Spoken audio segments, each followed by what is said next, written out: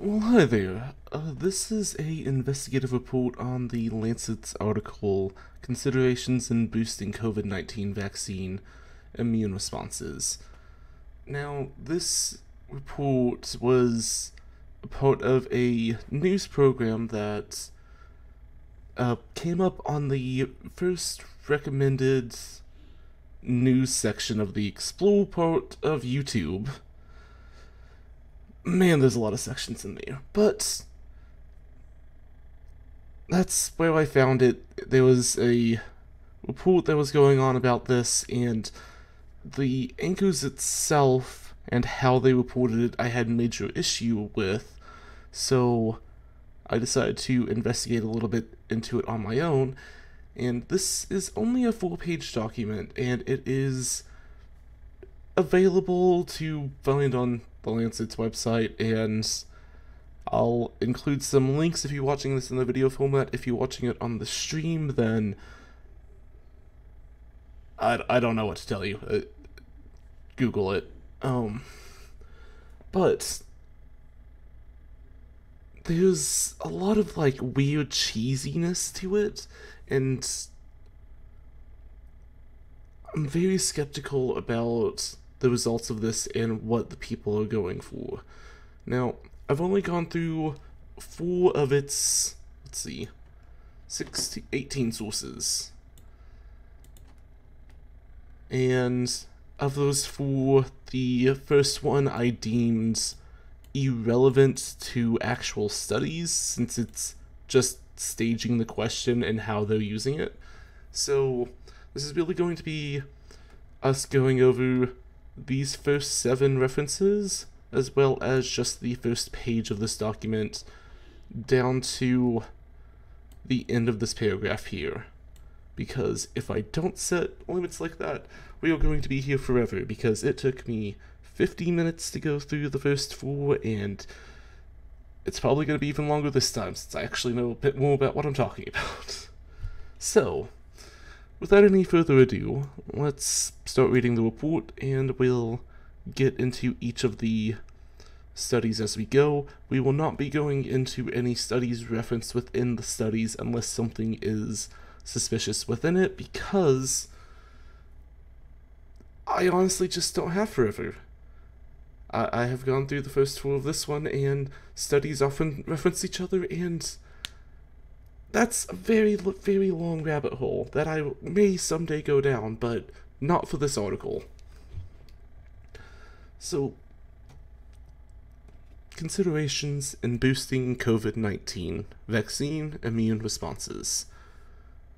A new wave of COVID-19 cases caused by the highly transmittable Delta variant is exacerbating the worldwide public health crisis, and has led to consideration of the potential need for and optimal timing of booster doses for vaccinated populations. Although the idea of further reducing the number of COVID-19 cases by enhancing immunity in vaccinated people is appealing, any decision to do so should be evidence-based and consider the benefits and risk of the individuals and society. COVID-19 vaccines continue to be effective against severe disease, including that caused by the Delta variant. Most of the observational studies on which this conclusion is based are, however, preliminary and difficult to interpret precisely due to potential confounding and selective reporting. Careful and public scrutiny of the evolving data will be needed to assure that decisions about boosting are informed by reliable science more than politics.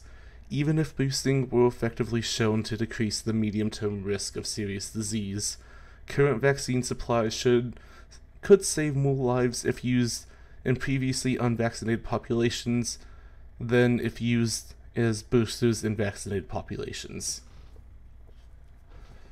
Boosting could be appropriate for some individuals with whom the primary vaccination, defined here as the original 1-dose or 2-dose series of each vaccine, might not have induced adequate protection. For example, recipients of vaccines with low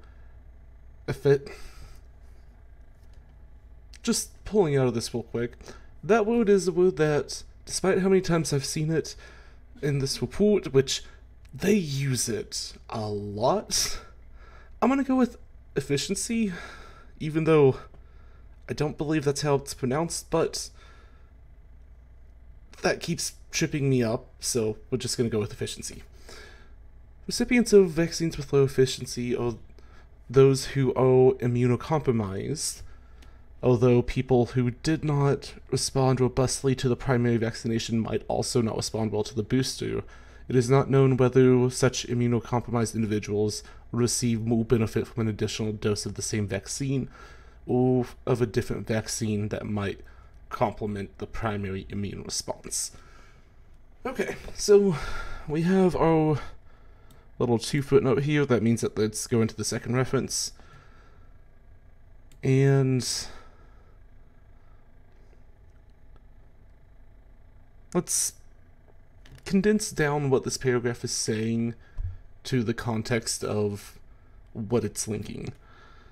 So the link itself actually leads to long-term survival after kidney transplant. A article that was published in 2021 that, well, it seems to go over immunocompromised stuff. We'll get to the study in just a second, but just going over this paragraph, boosting could be appropriate for some individuals with whom the primary vaccination, defined here as the original 1 dose, might not have induced adequate protection. Recipients with low efficiency or those who are immunocompromised. It's really just saying that it could be appropriate for them. So condensing it down, is that something that is well represented within the study that they have? Which I do want to always gotta double check sources, because that does seem to be exactly what we are looking at.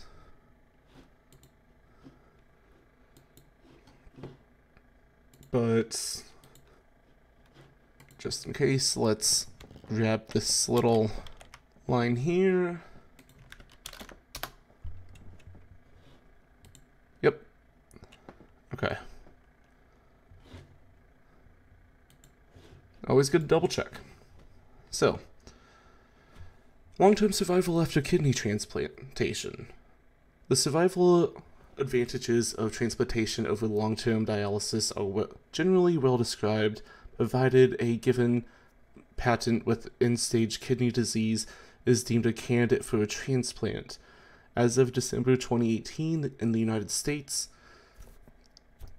554,038 patients with end-stage kidney disease were on long-term dialysis therapy, and 229,887 had functioning kidney transplants. As of February 2021, approximately 91,000 patients are awaiting kidney transplants. Ultimately, after... well... I do want to kind of just Control F here. And nothing about vaccine boost. So the words themselves don't show up, but we could still find something useful within this that they could be referencing to, as I am...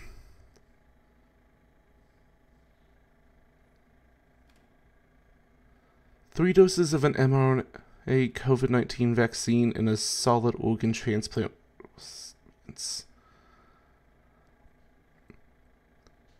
Because this is one that, like, with the name of it, I am very much concerned about it finding the wrong one.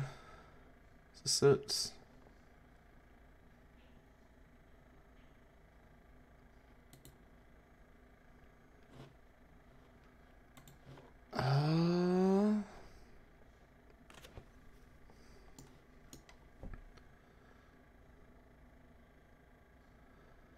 Three doses of an mRNA COVID-19 vaccine in solid organ recipients.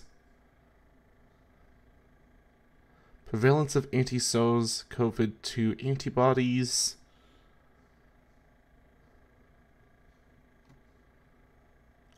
I guess this is the graph that they are referencing. But that is... Let's continue looking.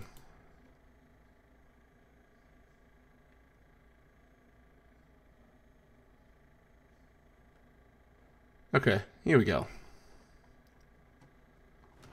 I do want to update my notes with the proper link for this, as I was having issues getting this one to work beforehand. Oh, did I mess up? No, I did not. Okay. And the name of the study. As it is very important to keep your notes up to date if you want to do anything important with the data. To the editor, a weak immune response to 2 doses of a vaccine against severe acute respiratory syndrome, coronavirus 2, SARS-CoV-2, has been observed in recipients of solid organ transplants. Severe cases of coronavirus disease 2019, COVID-19, have also been reported in transplant recipients who have received 2 doses of vaccine. These reports prompted French National Authority for Health to recommend the use of a 3rd dose for immunocompromised patients. Here we report the humoral response in a group of 101 consecutive solid organ transplant recipients. Mean as the age.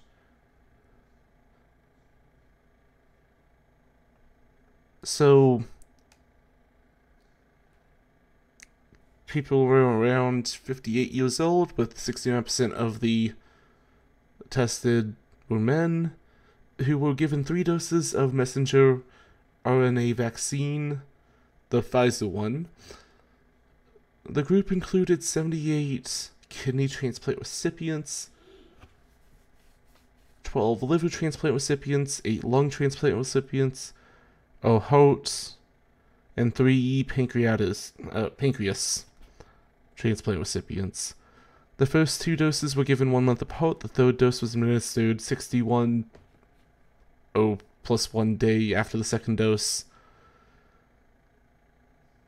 The time between the transplantation and initiation of the vaccine was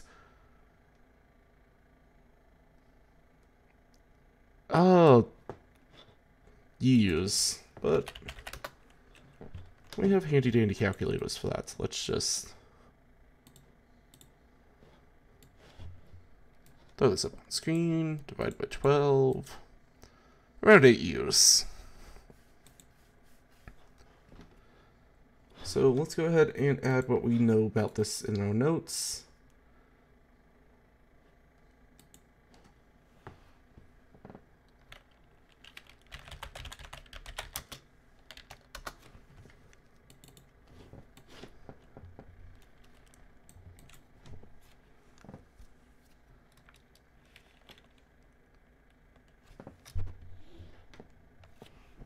So 101 test subjects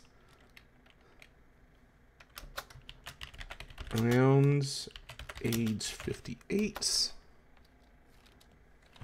69% men,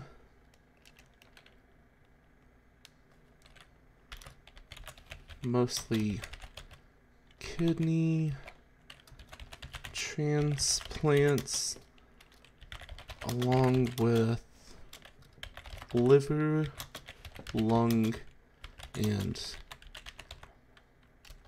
liver, lung, heart, and pancreas.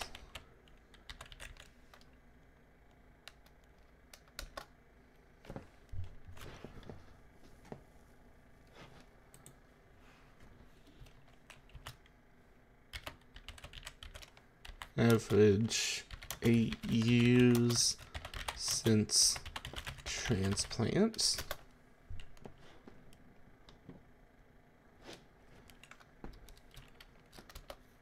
Three doses given.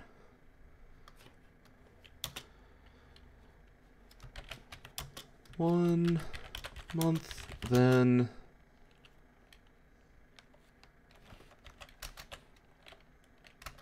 '60 through 62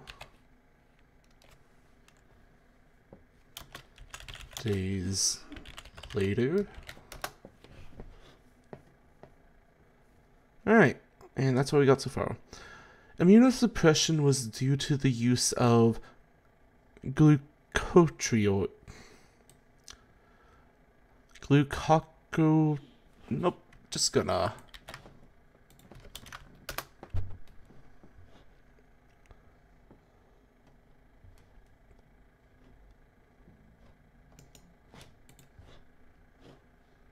Glucocorticoid. Glucocorticoid. Gotcha.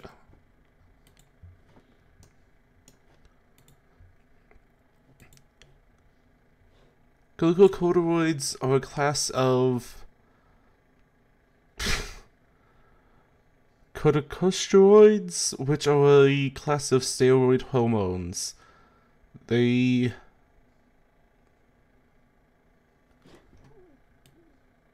essential steroid hormone secreted from the adrenal gland in response to stress. They have been widely prescribed to treat inflammation disorders and hematological cancers. Oh, blood cancer. Okay.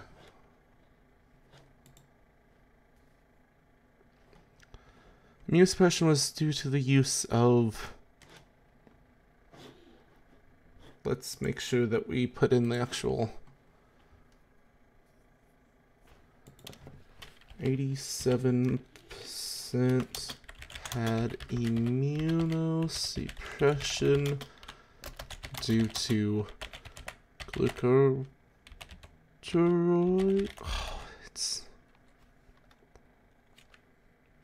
Oh, I'm just gonna put like a little this, and that will tell me to make sure I further research that, because this is really just getting an information together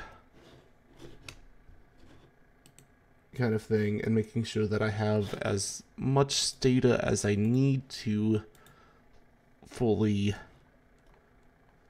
assess all of these, because, man.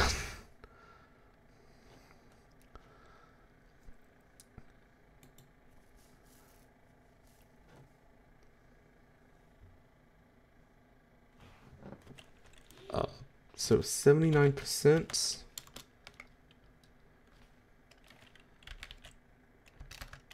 due to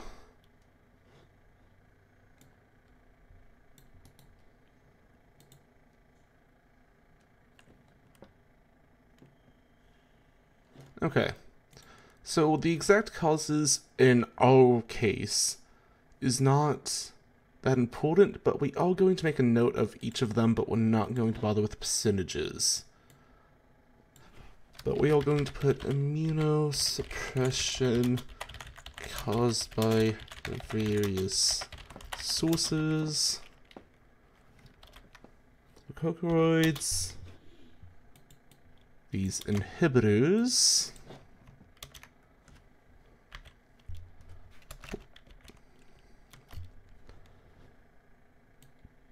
Methylfluoric acid.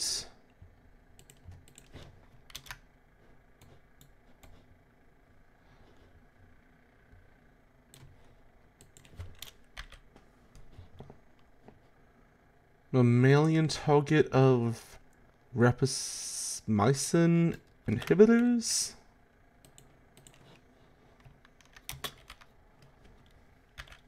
And bellatrix.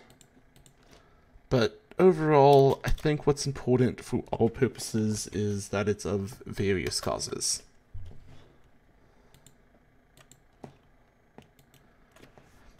The levels of antibodies to SARS-CoV-2 spike protein were assessed in all patients with the use of Wantani. I need to make sure that we put in that it's the Pfizer vaccine. That is extremely important.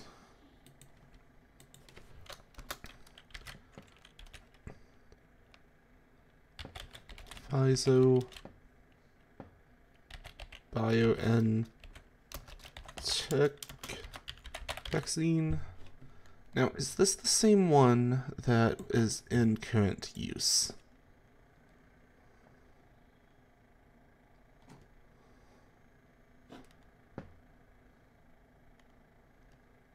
It is pulling up the proper Pfizer vaccine, but let's make sure that we have the name absolutely correct. Yep, okay. So this is the current Pfizer vaccine.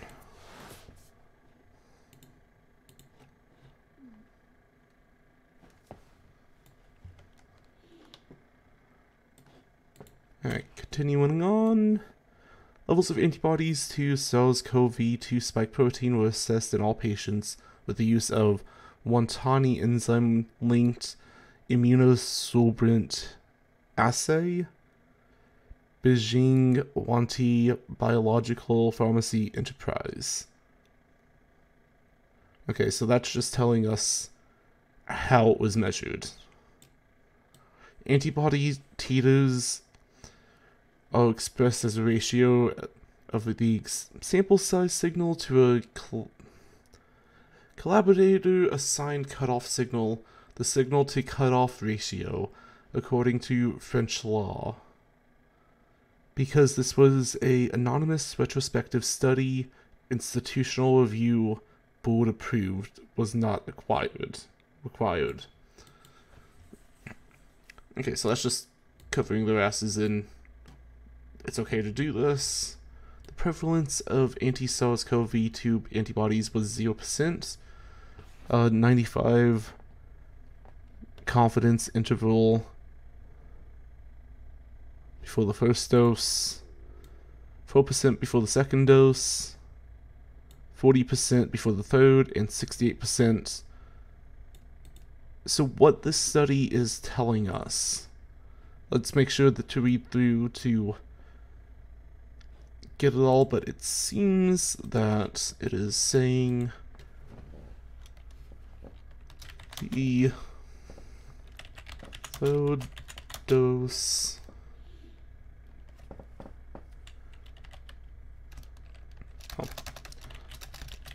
all 3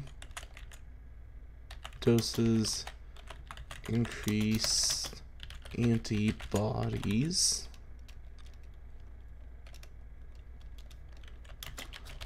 first dose. No, the difference between the first dose and the second dose was so big that that's why everybody does the second dose, but it's not really important for us to put it in this.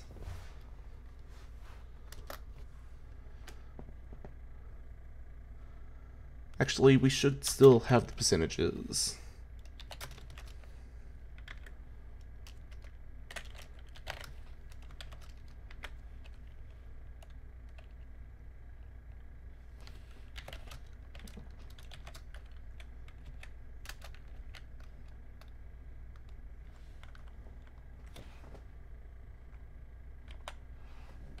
What is a confidence interval?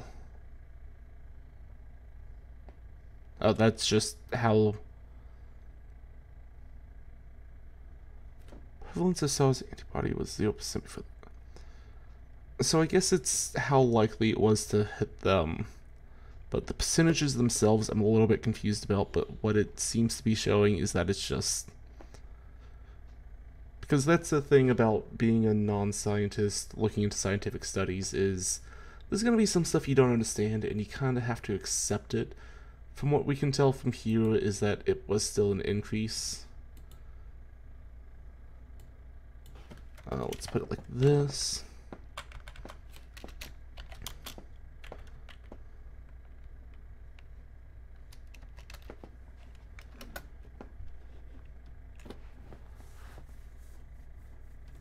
but overall it does show that it did benefit them.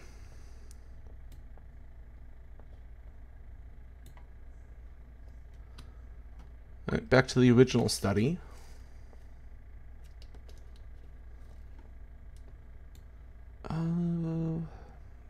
Where were we?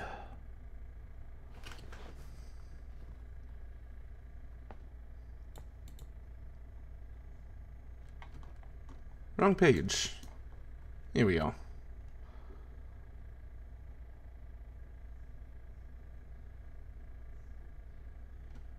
Looking for that level 2 symbol. There we are. Boosting might ultimately be needed in the general population because of waning immunity to the primary vaccination, or because variants expressing new antigens have evolved to the point at which immune responses to the original vaccine antigens no longer protect adequately against currently circulating viruses. Although the benefits of primary COVID-19 vaccination clearly outweigh the risk, there could be boosters widely introduced too soon or too frequently, especially with vaccines that can have immune-mediated side effects, such as myocarditis, which is more common after the second dose of some mRNA vaccines. Which it is important for us to stop that paragraph there, because the next one goes into the next topic. Well, next little bit of the line goes into the next topic, which this is the second report that they have. This one I am very confident is the proper one. This is the full report that is available on the CDC website. Let's go over it together.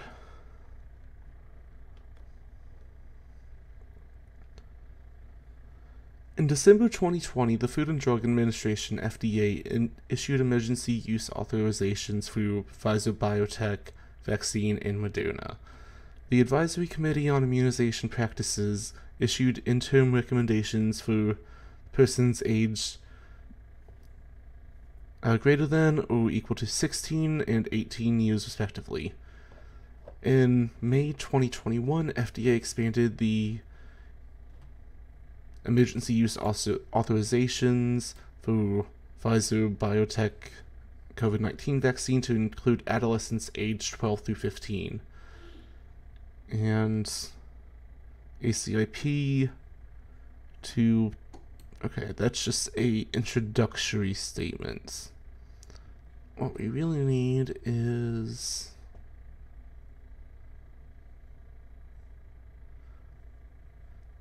Here we go. After reports of myocarditis and pericarditis. No, myocarditis is a inflammation around the heart, which is more common in younger people, I believe. This word I need to look up. Viral infection or heart attack. In many cases, the cause is unknown. So, unknown cause of heart attack. So, heart issues in general. So, after reports of heart issues in vaccine recipients, which predominantly occurred in young males after the second dose, an ACIP meeting was rapidly convened to review reported cases of myocarditis and pericarditis and discuss the benefits and risks of mRNA vaccine, COVID-19 vaccine. This explains that the myocarditis is the inflammation of the heart muscle, and if it is accompanied by pericarditis, the inflammation of the thin tissue surrounding the heart, it is referred to as pericarditis. Hereafter, myocarditis is used to refer to all three of them. Okay.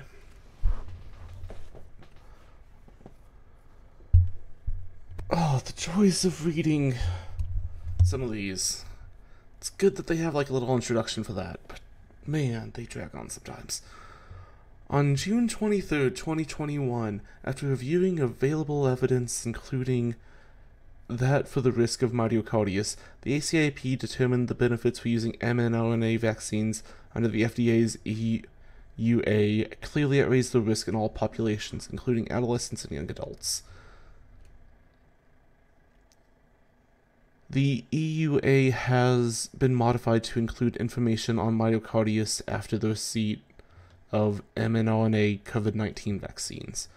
The EUA fact sheets should be provided before vaccines. In addition, the CDC developed a patent and provider education materials about the possibility of myocarditis and symptoms of concern to ensure and prompt recognition and management of myocarditis.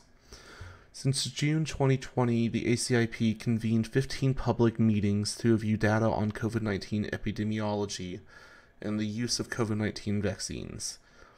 The ACIP COVID-19 vaccines work group comprised experts in infectious diseases, vaccinology,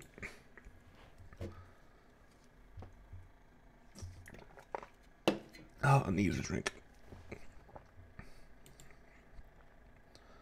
Vaccine safety, public health, ethics, and has held weekly meetings since April 2020 to review COVID-19 surveillance data, evidence for vaccine efficiency and safety, and implementation and considerations for COVID-19 vaccination programs.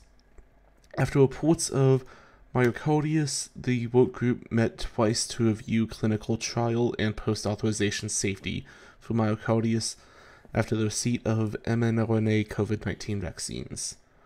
The work group also reviewed the benefit-risk assessment of...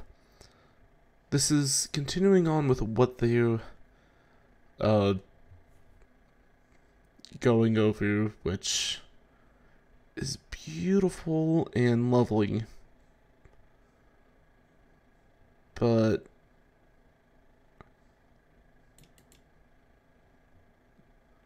having the first page be about why your group is a thing is always lovely.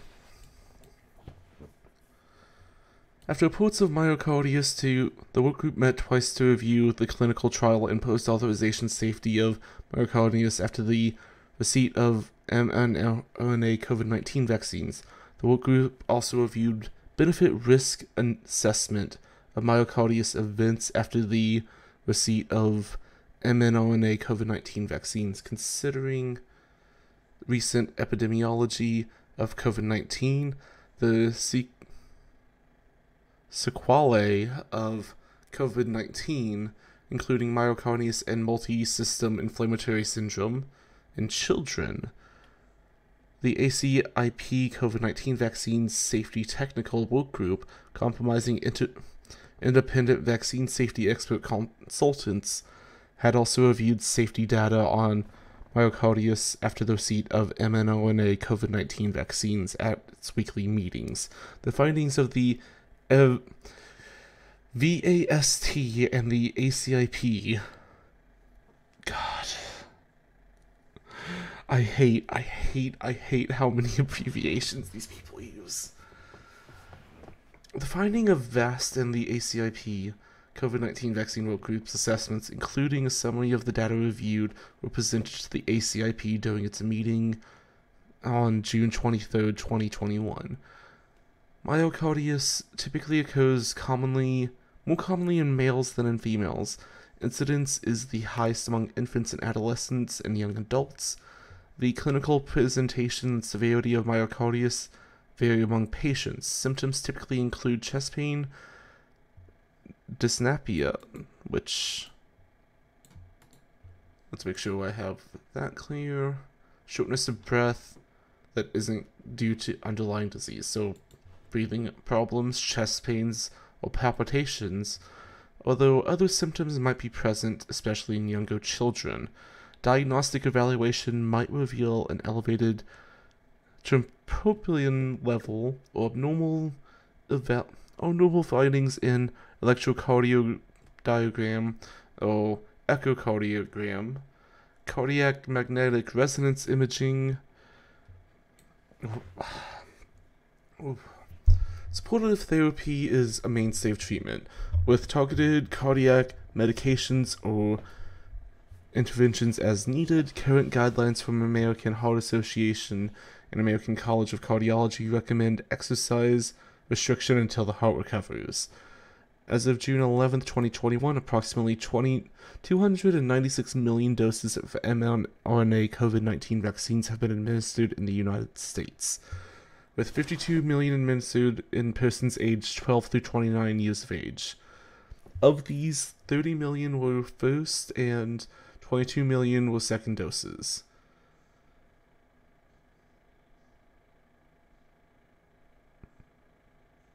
What? Oh, that... Whew. Okay.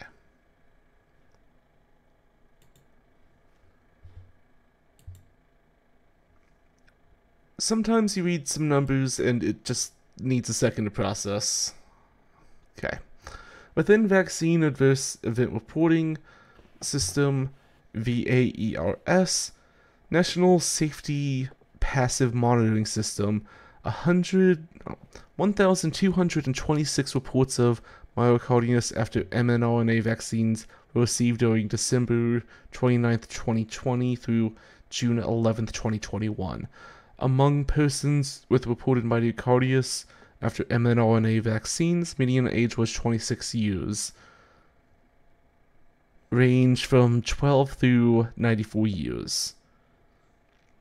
With medium symptom onset interval of 3 days after vaccination. Among 1,194 reports for which patent age was unknown, 687 were among persons aged less than 30 years, and 507 were among persons aged greater than 30 years, or equal to. Of 1,212 with sex reported, 923 were male, 289 were female. Among 1,094 patients with the number of vaccine doses received reported, 76% occurred after receipt of second dose. mRNA vaccine cases were reported with both Pfizer, BioNTech, and Moderna vaccines. Informed early reports, CDC prioritized rapid review of myocarditis in persons aged less than 30 years, reporting during May 1st through June 11th.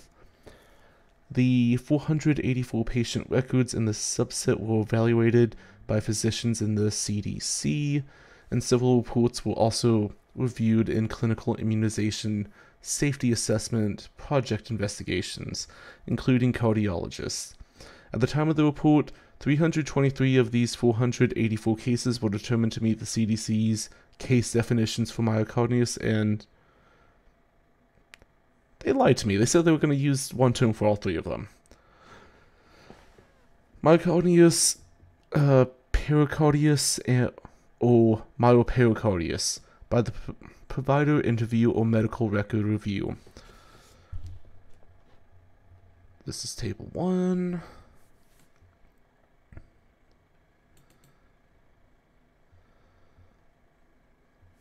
Okay, so far this has been setting up how many people have it, but they haven't shown like a definitive link between them. Which, the fact that 76% were reported after dose 2 of the mRNA could be linked to the fact of when their timeline falls and what subjects they have. Because myocarditis in the US, whenever I last checked, was around 200,000 cases, but I do want to check that number. Yeah, 200,000 US cases per year. But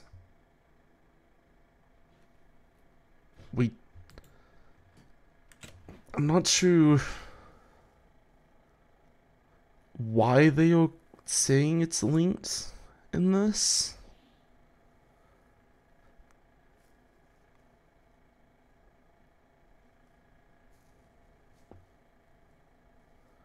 Several reports were also reviewed by clinical immunization safety assessment project investigators, including cardiologists at the time of the report. I already read that bit.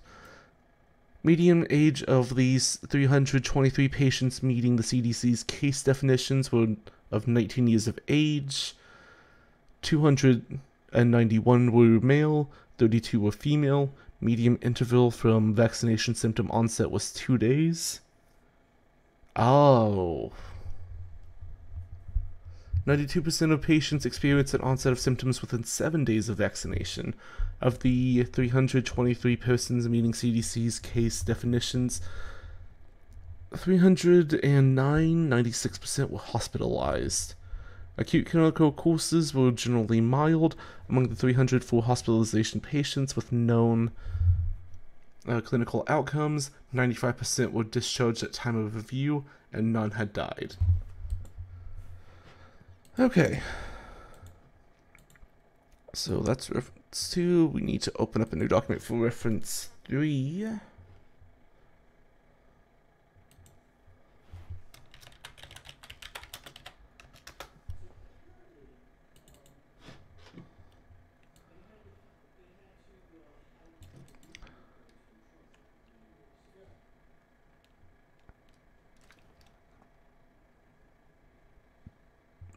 So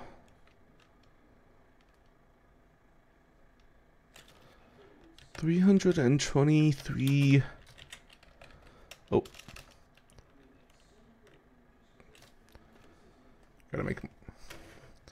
Gotta make sure that I'm holding the keyboard correctly.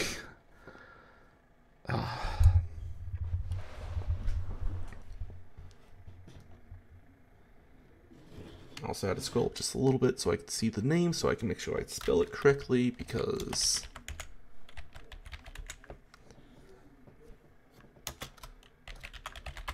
patience, that's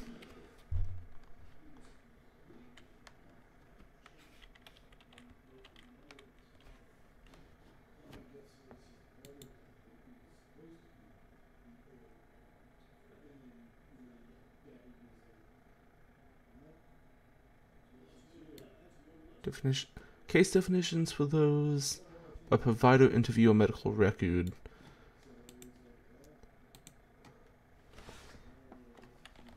%, had reported after second dose.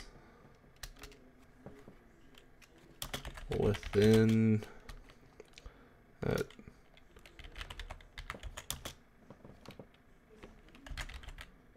within 1 week of second dose. There we go.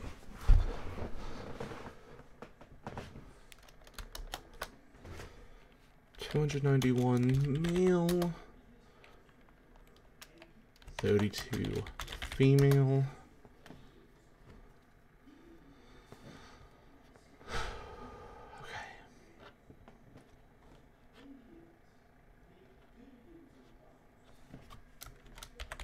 Age range 12 through 29.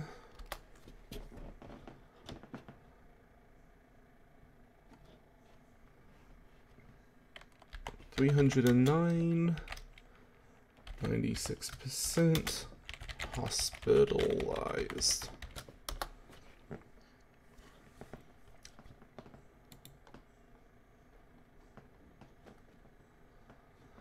Acute clinical courses were generally mild. Among the 304 hospitalized patients with known clinical outcomes, 95% had been discharged at time of review and none had died. 0 deaths. Treatment data in rows are preliminary and incomplete, so I need to make sure that acknowledges study is preliminary and incomplete.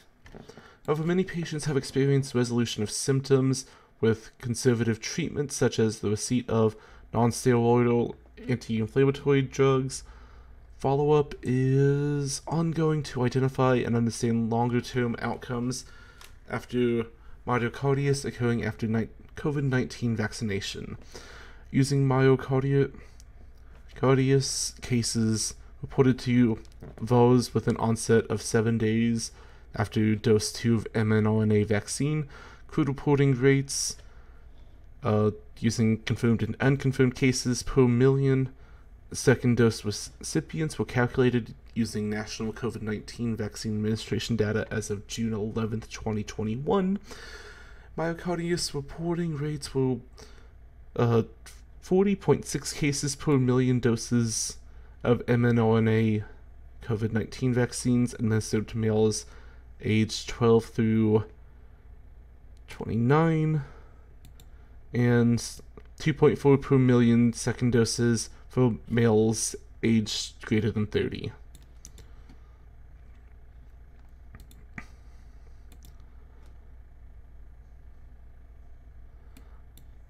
So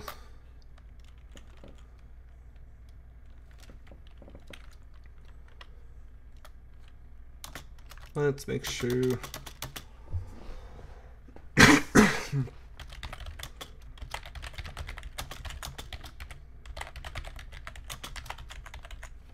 You know the drink. Oh yeah, and I'm using energy drinks because we are way away from getting through all these. We can close out these tabs though.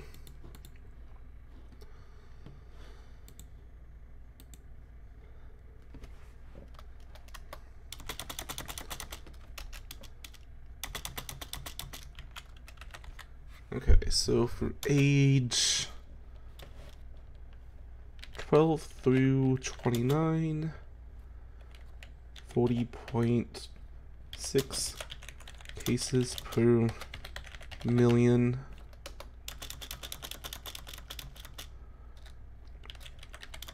Age 30 plus, 2.4 per million. Let's make sure that we put the males there. Males.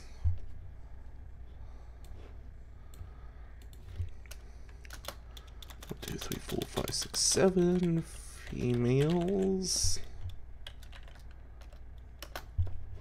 Just gonna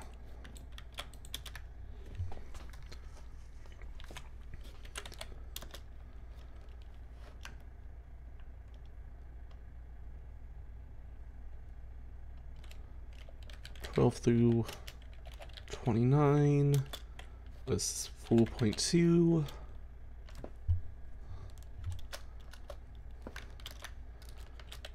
Age 30 plus was 1.0. And let's just copy this little per million.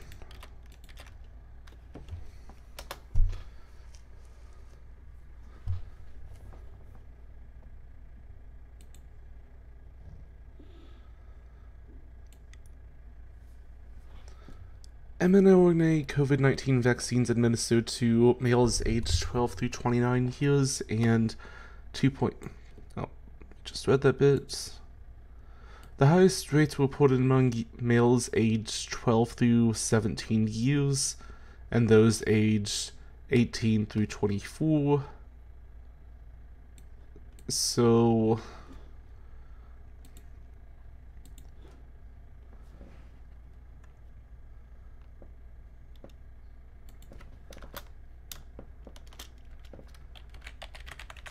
highest reported for younger, because those numbers are close enough that while they're still high, we're just going to put it for that. Myocarditis rates from the Vaccine Safety Data Link VDS based on electronic health records were also evaluated. Although numbers were too small to show rates in all subgroups by age, VDS data indicated increased risk of myocarditis in the 7 days after receipt of dose 1 or dose 2 from mRNA COVID-19 vaccine. They abbreviate literally everything else in this other than that. Okay. Compared with the risk 22 through 42 days after second dose, particularly among males after dose 2. Among younger males after dose 2. To assess the benefit-risk balance of mRNA vaccines in adolescents and young adults, the ACIP reviewed an individual-level assessment that compared the benefits, i.e. COVID-19 infections and severe disease prevented, to the risk cases of myocarditis of vaccinations, using methods similar to those described previously. Okay, we're not following any more links. That is not in the purview of this video, because we are almost an hour in already, and we're not halfway through. To assess the benefit-risk analysis of the mRNA vaccinations in adolescents and young adults, the ACIP reviewed an individual-level assessment that compared the benefits, i.e. COVID-19 infections and severe disease prevented, to the risk, specifically the benefits per million second doses administered, i.e. the benefits of being fully vaccinated in accordance to the FDA and UEA, were assessed, including 1. COVID-19 cases prevented based on rates of the week of May 29th, 2021.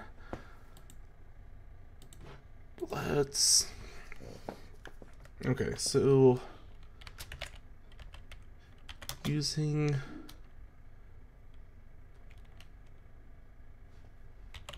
rates based on week of May 29th, 2021.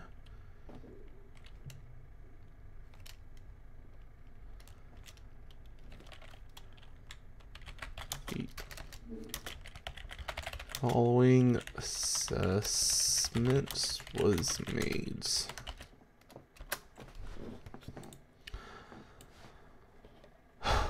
COVID-19 hospitalizations prevented based on the rates of the week May 22nd.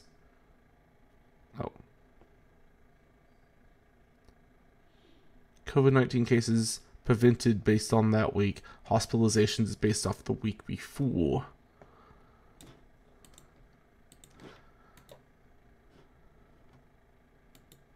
Okay, so I guess that's spread rates. Let's get rid of that little R. And hospitalizations of the week of May 27th. May 22nd. 2021.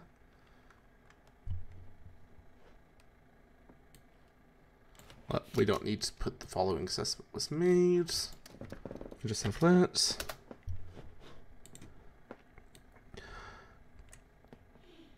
COVID-19 intensive care unit, ICU admissions, and death prevented based on the proportion of hospitalizations who were admitted to the ICU or died. The risk were assessed as the number of myocarditis patients reported to VARs that occurred within 7 days of receipt of second dose of mRNA COVID-19 vaccine per million second doses administered through the week of June 11th, 2021.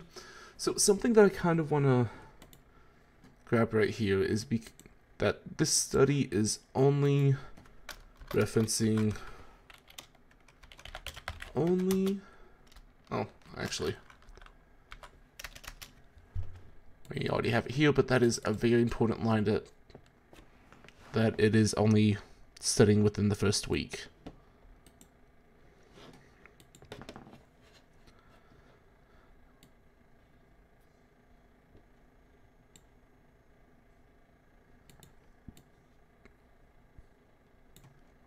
Okay.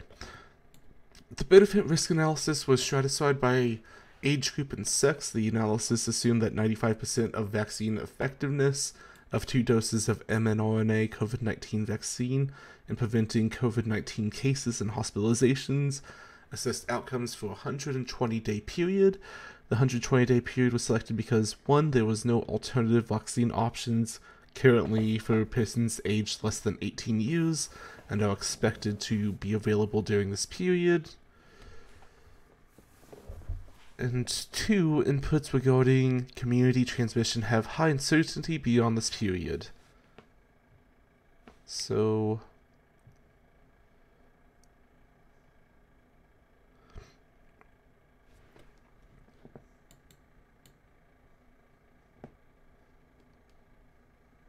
gotcha. The benefits, prevention of COVID-19 disease and associated hospitalizations, ICU admissions, and death outweighed the risk. The expected myocarditis cases after vaccinations in all populations for which vaccination has been recommended. That is a super important quote that I'm just going to take wholesale.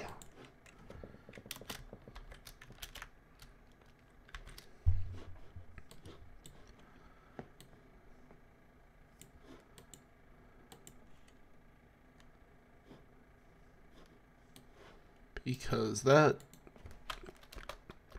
line is very, very important here. So, continuing on.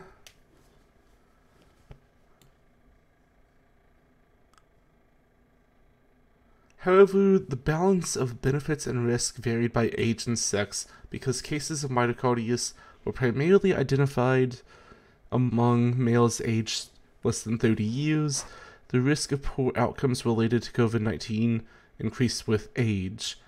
Per million second doses of mRNA COVID-19 vaccine administered to males aged 12 through 29, 11,000...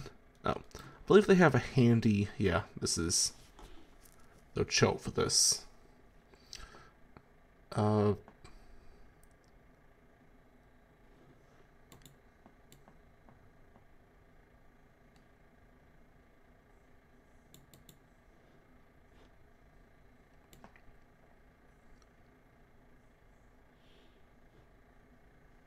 That is the other very important line that we make sure we include.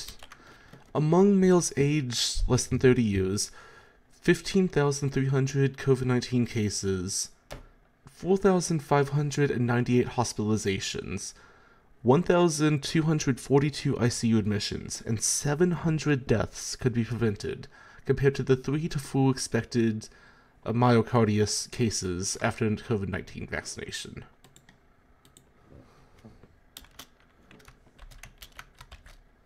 Now, it is important to note that this is, in comparison with the original study that we started on, it seems to be supporting it.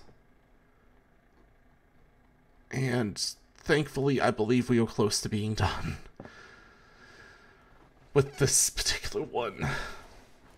The ACIP discussion concluded that, 1, the benefits of the vaccine...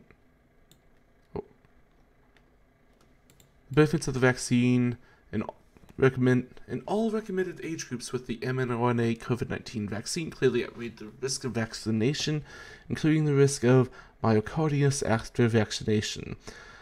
2. Continuing to monitor outcomes of myocarditis after cases after COVID-19 vaccination is important. And 3. Providers and the public should be informed about myocarditis cases and the use of COVID-19 vaccines.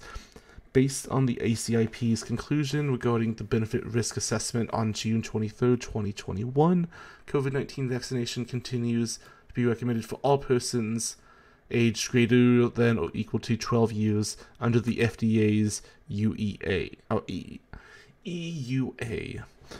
ACIP emphasized the importance of informing vaccination providers and the public the benefits and risks, including the risk of myocarditis. So, we're done with the study part. This is them going on about what they recommend.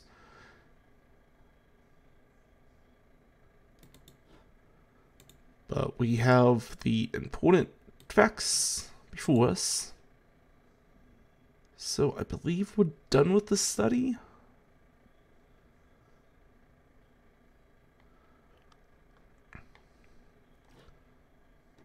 Because this goes on to the reporting of it, but we don't care so much about the reporting as the actual numbers. Okay.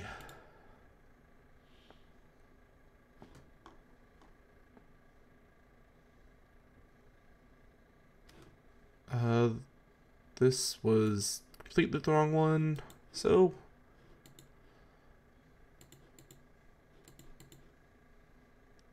Cool.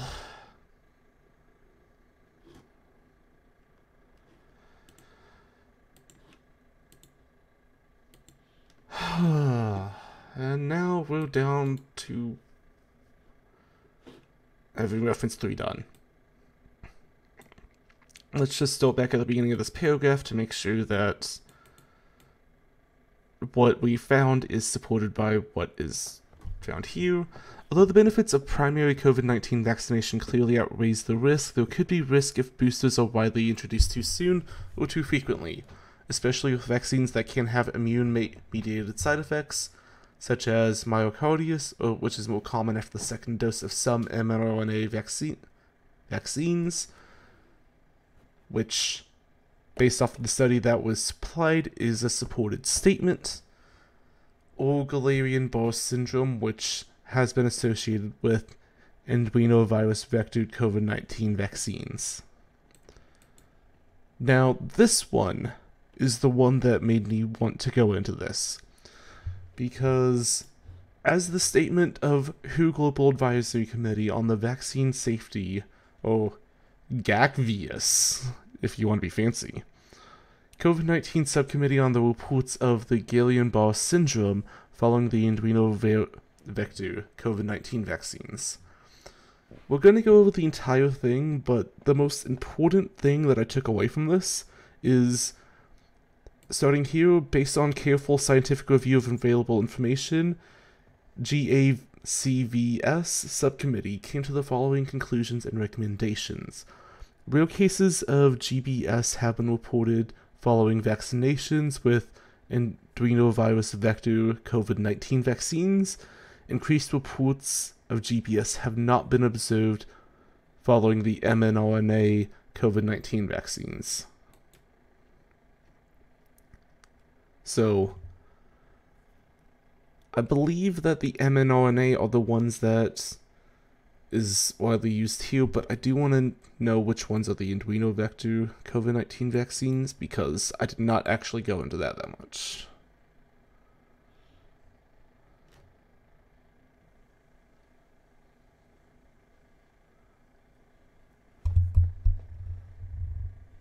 So the Johnson & Johnson... What did Nicki Minaj say about the vaccine? Okay.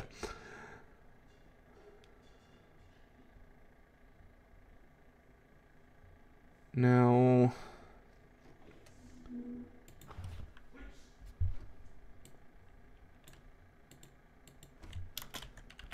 which COVID-19 vaccines?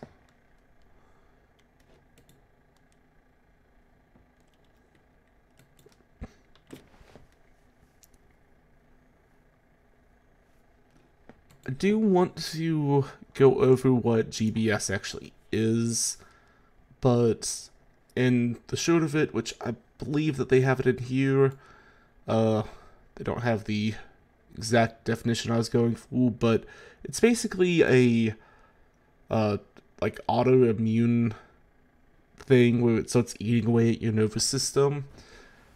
It doesn't seem like it gets that severe typically, but it can.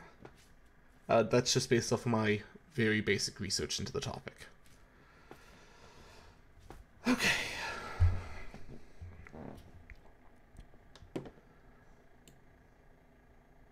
So, which ones?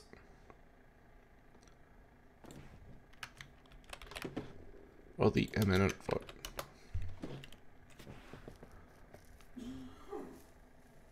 So the Pfizer vaccine is the mRNA one. So what this study is going to be talking about, I believe, is the Janssen? There it is. And possibly the Moderna.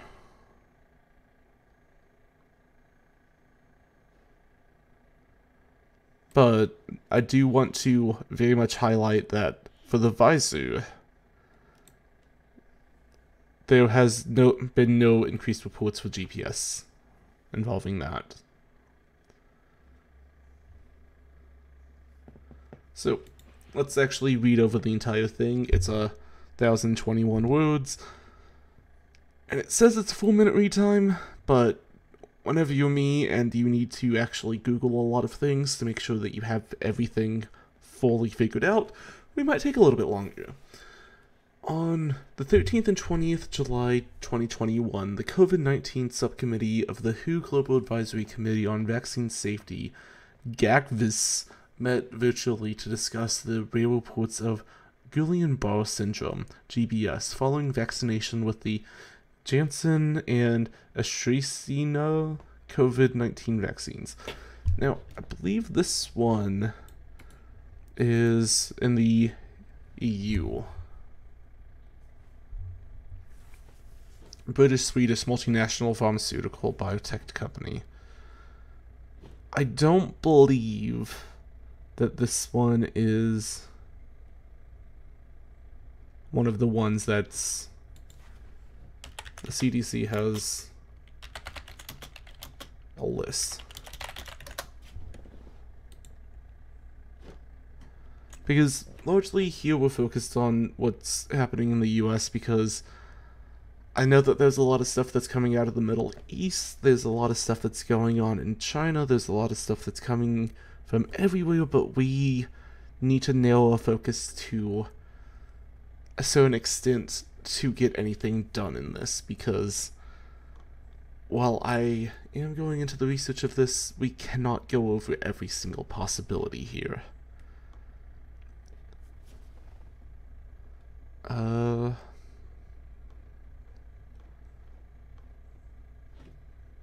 don't... It's Pfizer... Yeah, it's just the 3, so it's not one of our listed ones.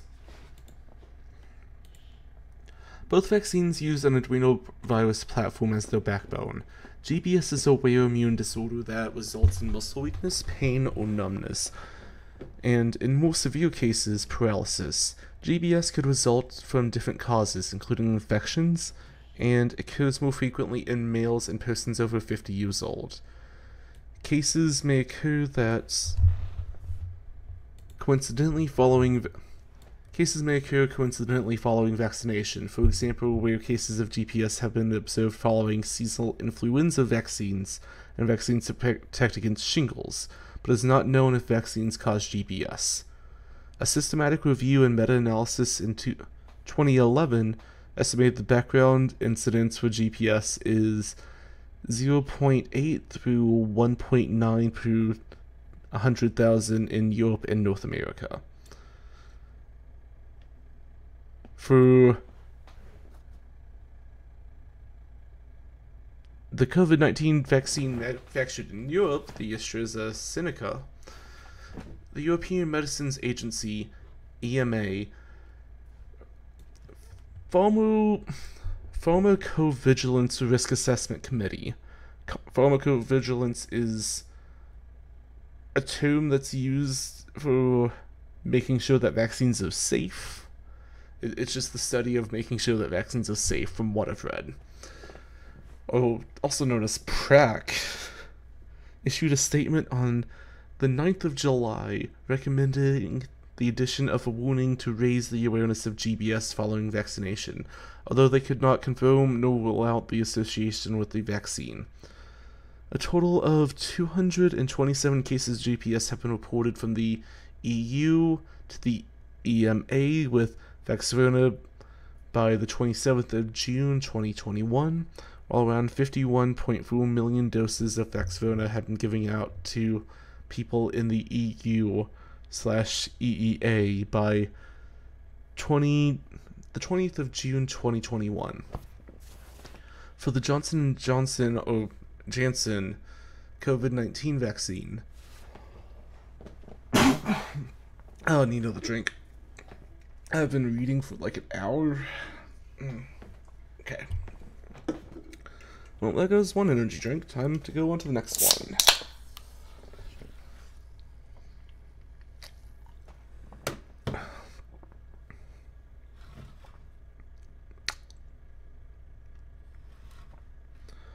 Yeah, I went from rain to the Amazon Solimo red energy drink. The taste, it's majorly different. Okay. Let's get this going. So, the PrAC issued a statement on the 9th of July recommending the addition of a warning to raise awareness of GBS following vaccination, although they could not confirm or rule out. We already read that down here. COVID-19 for Johnson & Johnson's COVID-19 vaccine, the US FDA announced on the 13th of July a revision to the vaccine recipient and vaccination provider fact sheets to include information pertaining to the observed risk of GBS following vaccination. The U.S. Advisory Committee on Immunization Practices, ACIP, reviewed the information at its meeting on July 22nd and noted that as of June 30th, 100 cases of GPS have been reported to the Vaccine Adverse Events Reporting System, the U.S. nationwide passive surveillance system with approximately 12.2 million doses of the Janssen vaccine. Similarly, on July 22nd, the EMA issued a statement that the GBS will be listed as a very rare side effect of the COVID-19 vaccine, Janssen, and that a warning including the product information to raise awareness among healthcare professionals and people taking the vaccine. The GAC-VS subcommittee reviewed the statements and measures put in place by the US FDA and the EMA.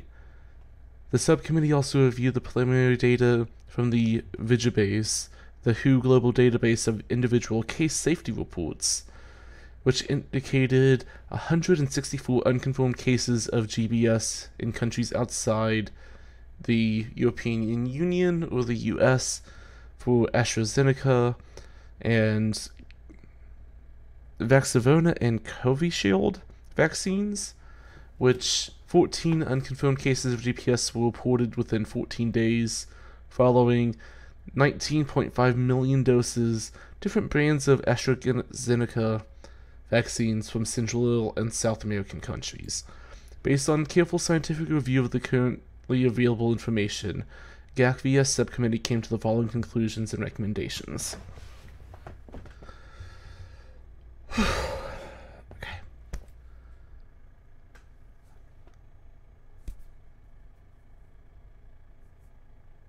Rare cases of GBS have been reported following vaccinations with the adenovirus vector COVID-19 vaccines. Increased reports of GBS have not been observed following the mRNA COVID-19 vaccines. More rigorous studies using alternative data sources and robust study designs and comparisons of vaccinated and unvaccinated populations would need to fully assess the significance of these events. GAC-VS subcommittee will continue to monitor the GBS and other safety concerns and review further as more data becomes available. Healthcare professionals should monitor for and report all adverse effects, including GPS. Countries should continue to correlate detailed data on cases. Ideally, data should be gathered through active surveillance within hospitals to provide a more thorough understanding of the safety issue. The WHO COVID-19 Vaccine Safety Surveillance Manual provides guidance to countries on safety monitoring and adverse effects of data sharing for COVID-19 and adverse events data sharing for COVID-19 vaccines. Individuals receiving the Janssen or AstraZeneca COVID-19 vaccines should be alert to signs and symptoms of GBS and should seek out immediate medical attention if they experience weakness/tingling and paralysis in the extremities that may progress to other parts of the body, including the chest and face. Symptoms may include difficulty in walking, difficulty with facial movements, double vision, inability to move eyes, difficulty controlling bladder or bowel functions. The healthcare professional should be aware of these signs and symptoms to allow for early diagnostic treatment. Most people fully recover from GPS. Okay. So this is reference 4.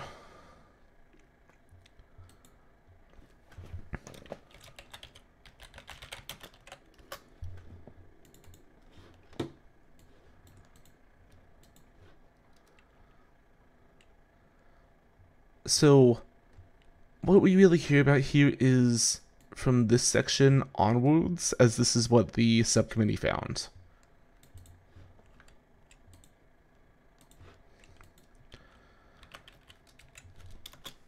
GBS.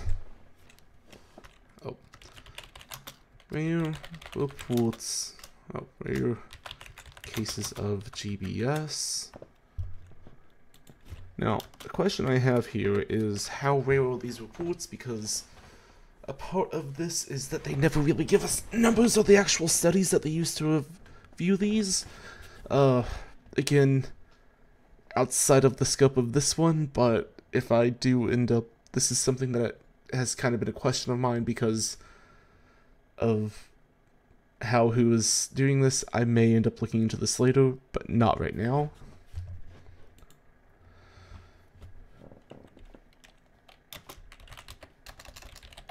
Reported after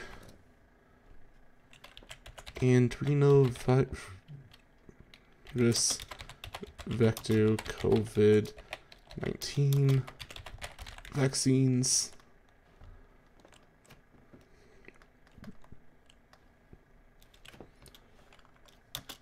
Let's put in that it is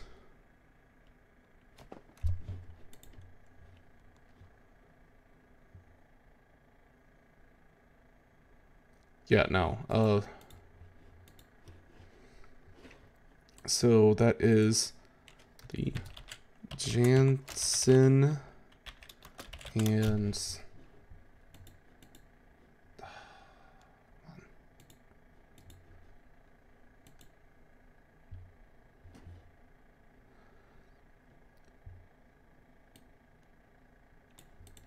Moderna was not specifically listed here.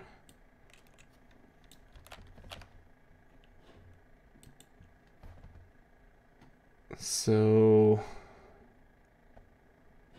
we're just gonna go with these two because those are the only two that are listed within the study that relates to the majority of the people that are going to be concerned about this. There are, I'm just going to put EX and a note to,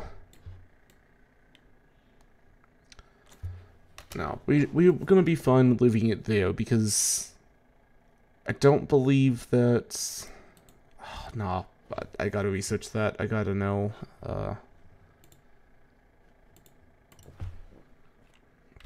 And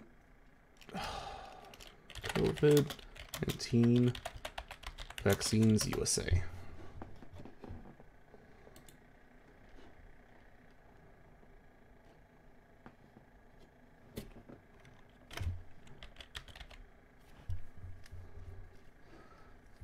So Moderna. Moderna, that I don't know. Moderna is how we've been pronouncing it around here, but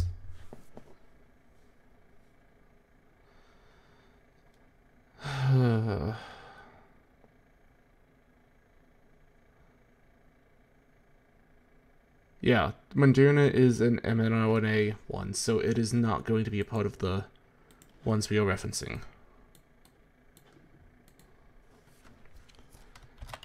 Cases not found in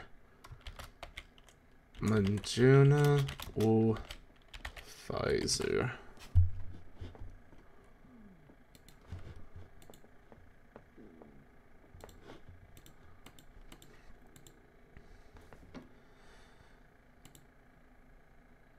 Okay, closing those.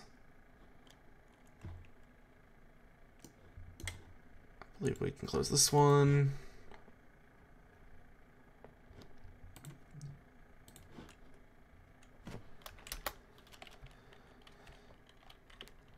Be aware of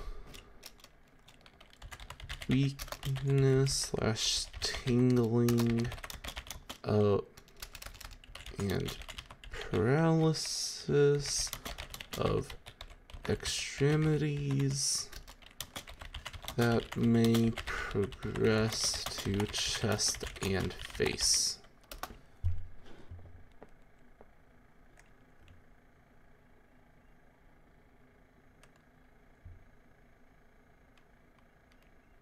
It goes over symptoms may include these. I believe I should grab all of this.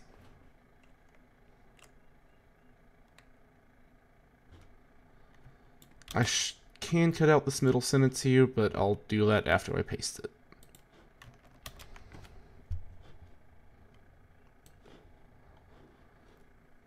Because honestly, if you make it into this far of the report that I'm making, then that line doesn't mean much to you anyways. Okay.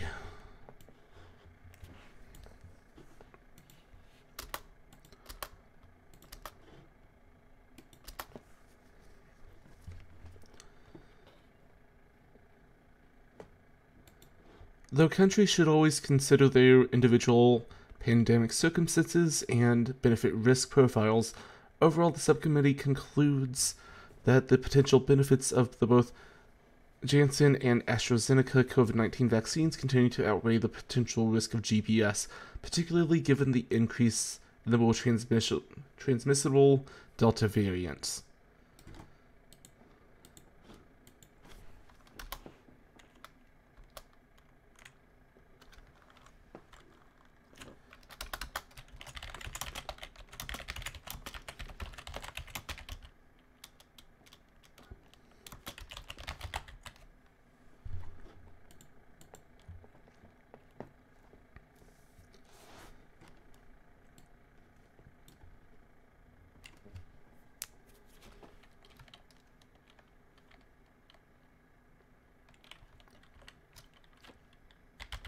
Benefit outweighs risk.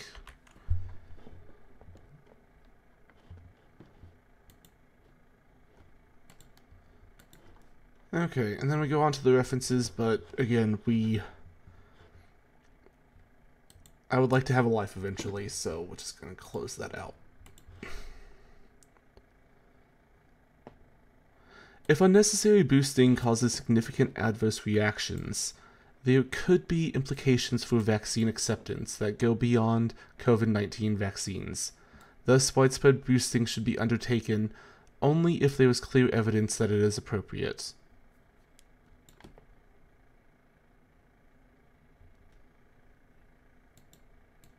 Hold up.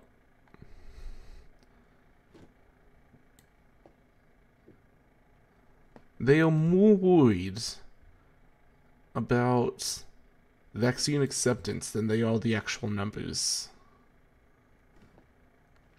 Now, I will be making notes on the actual case, like, this actual page itself. I just want to, like, as we go through, go over all of the articles so that way we have a full sense of what we're reading through, and then read through all of it at once at the very end.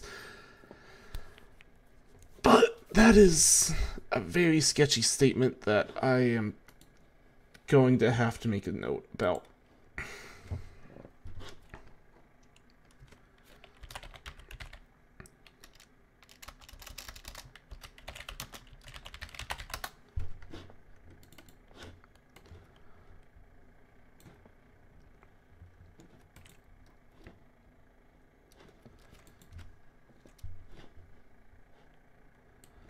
I just need to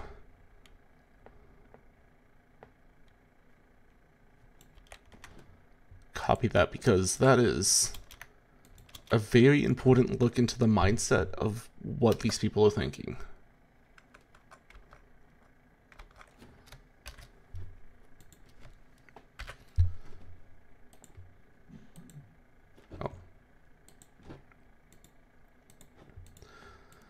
Findings from randomized trials have reliably shown the high initial effectiveness of several vaccines, and less reliably, observational studies have attempted to assess the effects on particular variants or the durability of the vaccine efficacy, or both. The appendix identifies and describes the formal and informal reports from these studies. Some of this literature involves peer-reviewed publications. However, some does not. It is likely that some details are importantly wrong, and that there has been unduly selective emphasis on particular results.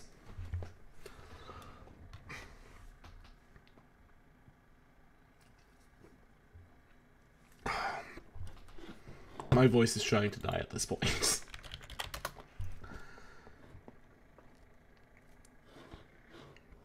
Okay.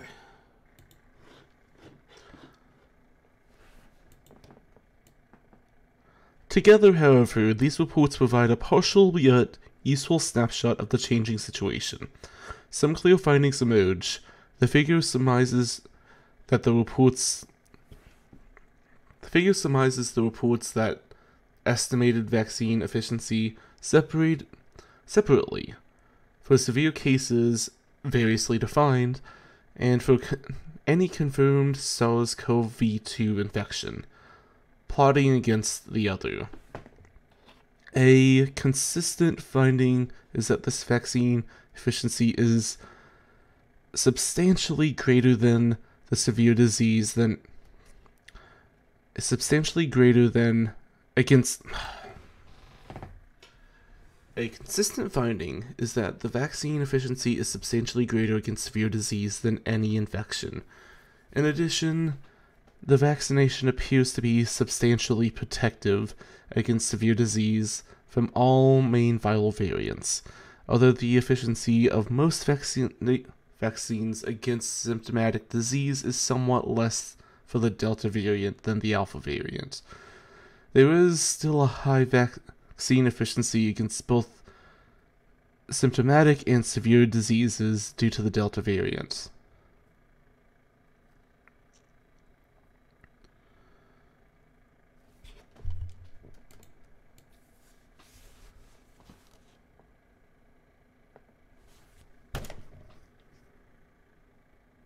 So, what they're claiming here,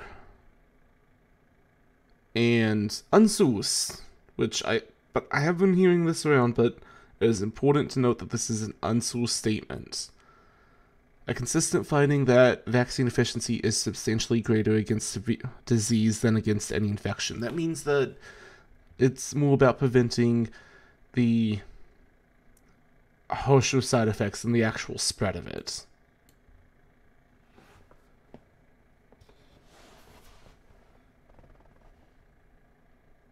In addition, vaccination appears to be substantially protective against severe disease from the main viral variants. Although the efficiency of most vaccines against symptomatic disease is somewhat less for the Delta variant than the Alpha variant, there is still high efficiency against both symptomatic and severe disease due to Delta variants.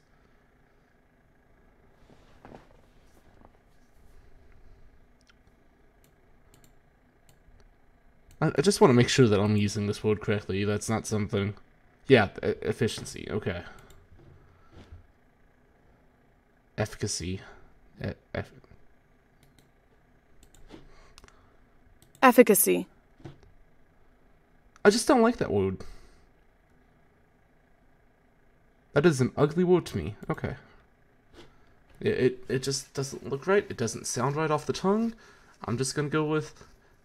efficiency, or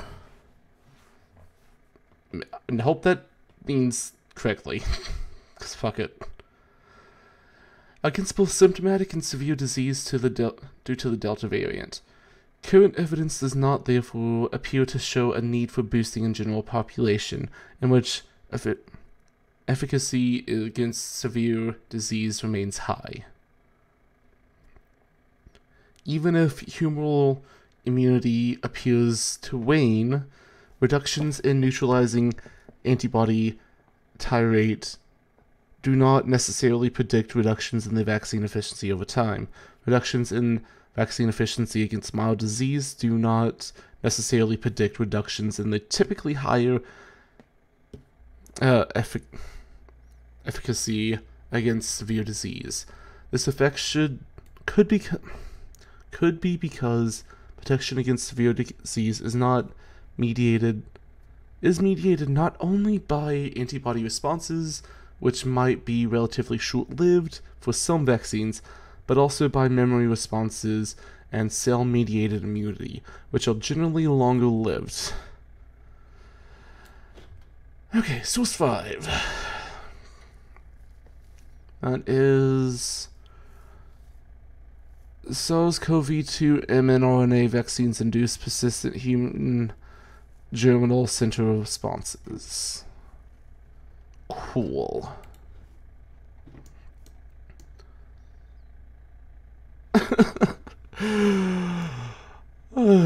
Okay.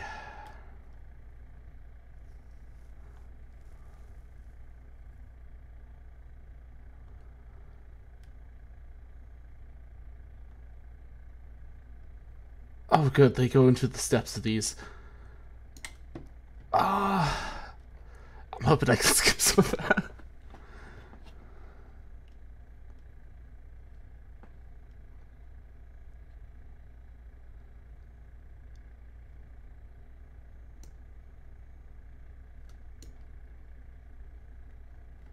Okay, cool. It seems that we only need to go down to this far, probably. Because this is a very long document. Abstract. Oh, actually, let's start with the title. SARS-CoV-2 mRNA vaccines induce persistent human germinal center responses. Abstract. SARS-CoV-2 mRNA-based vaccines are about 95% effective against preventing COVID-19.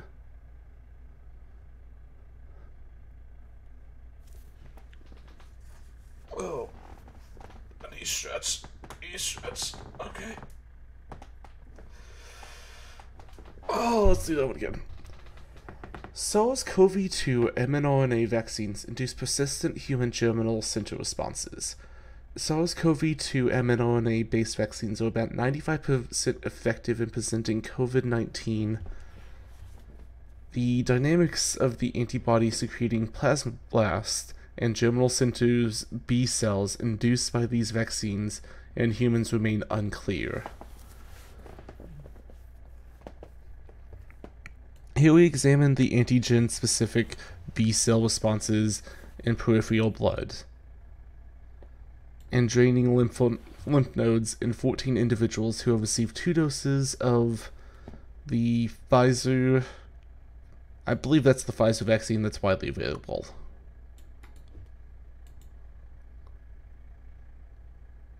Yeah, biotech Pfizer. Okay. And draining lymph nodes in 14 individuals who received the Pfizer vaccine, an mRNA-based vaccine that encodes the full-length SARS-CoV-2 spike S gene, circulating the IgG and IgA secreting plasmablasts that target the S protein peaked 1 week after second immunization, then declines, becoming undetectable 3 weeks later.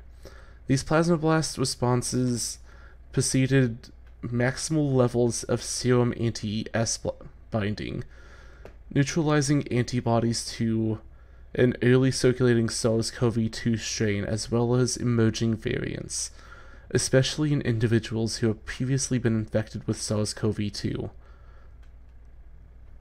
who produce the most robust serological responses. By examining the fine needle aspects of the draining auxiliary lymph nodes, We identified germinal center B cells that bound S proteins in all subjects who were sampled after primary immunization.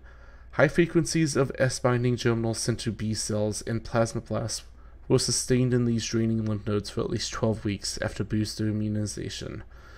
S-binding monoclonal antibodies derived from germinal center B cells predominantly targeted the receptor binding domain of the S protein.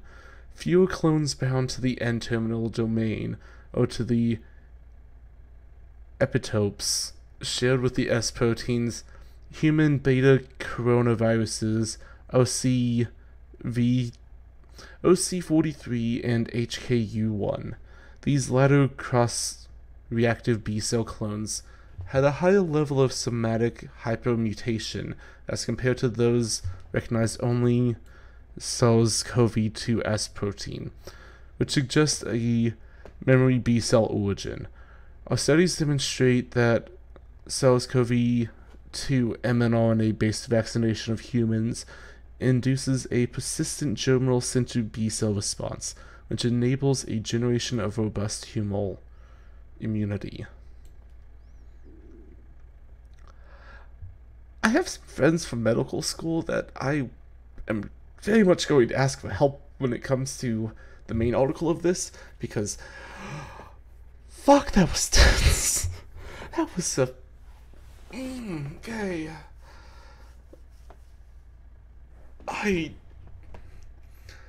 Okay, so B cells, I know that they basically keep like a record of any viruses that they come across, and they help other cells. Oh, those T's. Oh my god. Okay.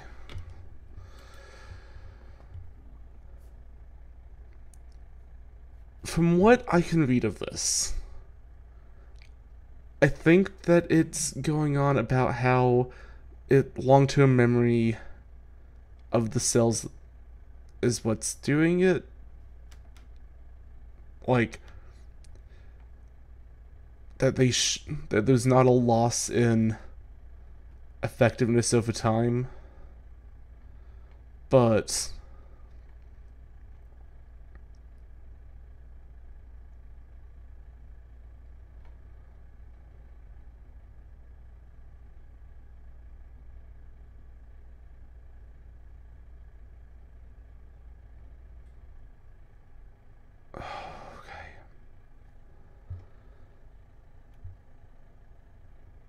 let's continue on to the main section.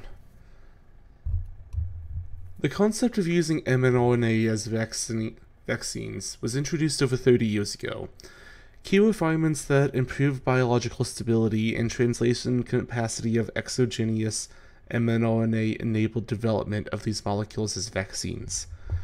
Emergence of SARS-CoV-2 in December 2019 and the ensuing pandemic has revealed the potential of this platform. Hundreds of millions of people have received one of the two SARS-CoV-2 mRNA-based vaccines that were granted emergency use authorization by the U.S. Food and Drug Administration in December 2020. Both these vaccines demonstrated notable immunogenicity in Phase 1/2 studies. Effectiveness...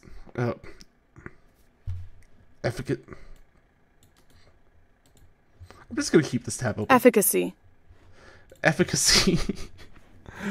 in phase 3 studies. Whether these vaccines induce robust and persistent germinal center reactions that are critical for generating high affinity and durable antibody responses has not been examined in humans. To address this question, we have conducted an observational study of 41 healthy adults, 8 of whom had a history of SARS-CoV-2 infection, who received the Pfizer vaccine.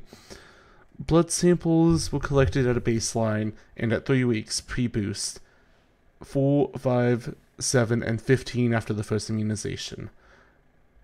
Fine needle aspirates and the draining of auxiliary lymph nodes were collected from 14 participants none of whom with history of the COVID-2 infection. At 3 weeks, pre-boost, 4, 5, 7, and 15 after the first immunization.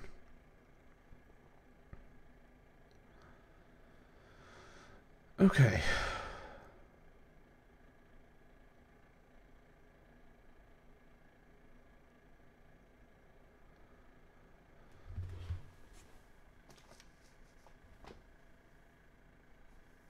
So, figure A, just showing the timeline of what they're doing. Which I believe, yeah, it's covered down here. Study design, 41 healthy adult volunteers, ages 28 through 73, 8 with a history of SARS-CoV-2 infection were enrolled and received the Pfizer vaccine.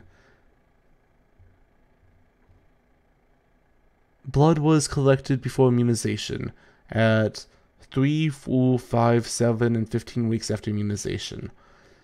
For 14 participants, ages 28 through 52, none with a history of SARS-CoV-2 infection.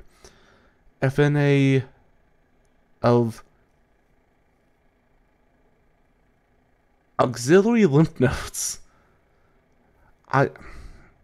Ispolateral? I believe that's how that's pronounced. Auxiliary lymph nodes, LNs, were collected at 3, 4, 5, 7, and 15 weeks after immunization. Figures B and C. LE spot quantification of S binding IgG. For figure B and IgA.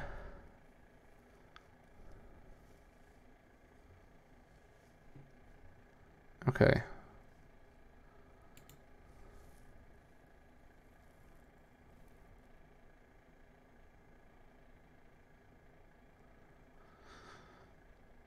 Oh. Okay.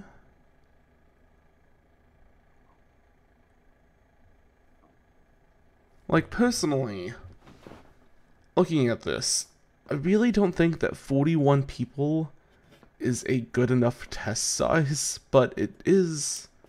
There is, like, a definite, like, connection between how their graphs go. And that's really the best I can put for this without getting into the meat of this, because I am going to need help for this one, and I have some friends who I'm going to be grabbing to help read over the specific one, because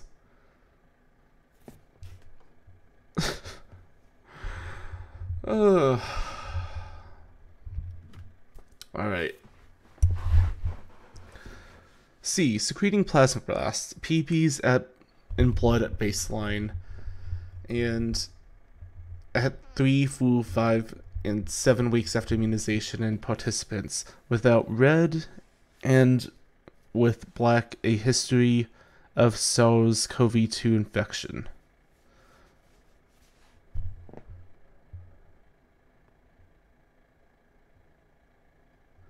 So, all the black ones are the ones that did have a history of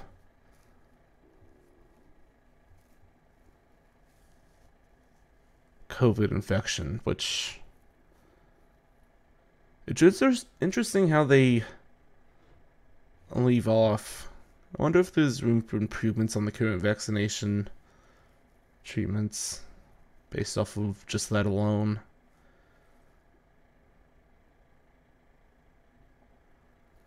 Because these other ones, the ones that never had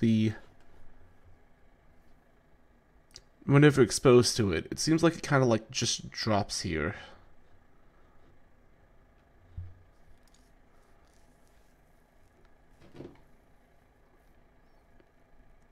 But then again, like, this...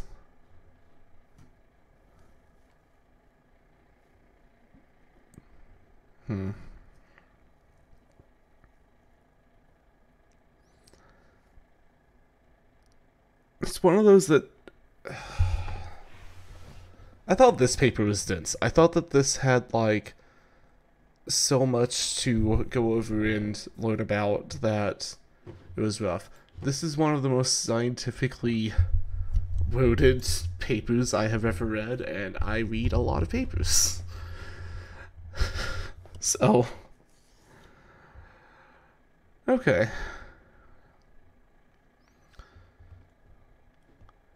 Figure D. Plasma IgG titrates against SARS-CoV-2 S left and the RBD-S right, measured by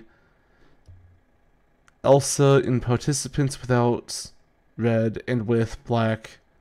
Oh, I read the wrong one.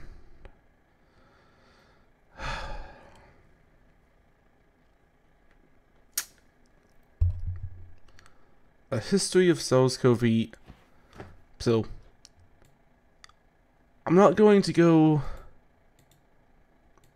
like the red ones. Those are the ones without a history. Black ones are the ones with a history.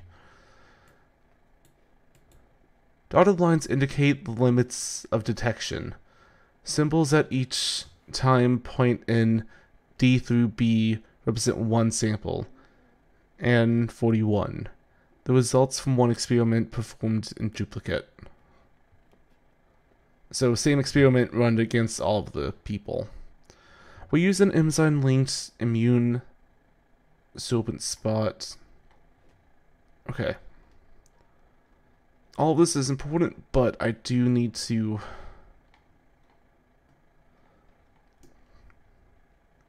Yeah, no, this one I'm going to leave and come back to.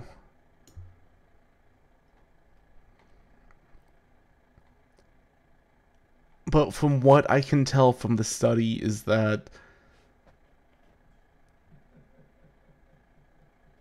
it seems that they have good, that our cells have good memory, and that it should be fine. I don't know. Man, that is dense as all hell.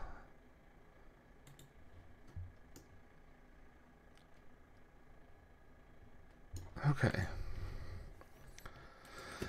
The ability of vaccines that... I'm actually going to make another thing here that's just reference 5 and a note that I need to re-examine.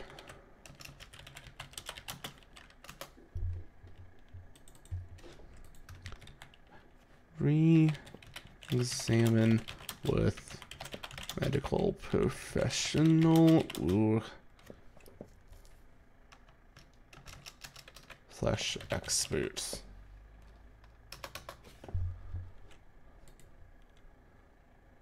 Which I do have a source of 4 different nurses that I could ask about this particular study, because I can also do a lot of research on this, but that study itself is probably going to take me like 3 hours to fully get through, if not longer.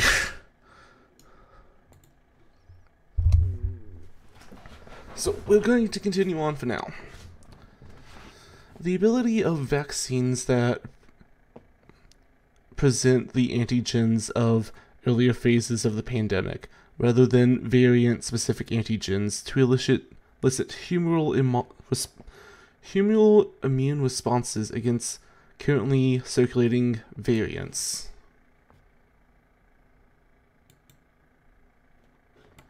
So that line is saying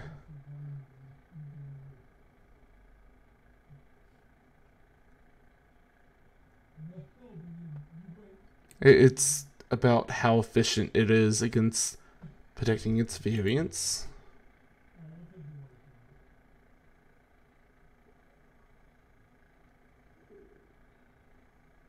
Oh.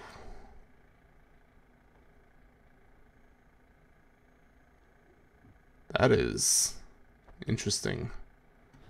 Okay, let's...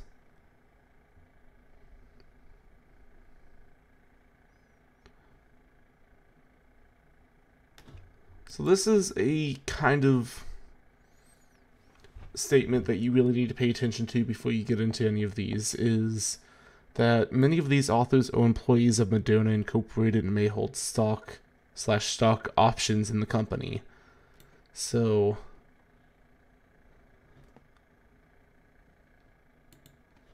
full text. Let's stick with the abstract for now.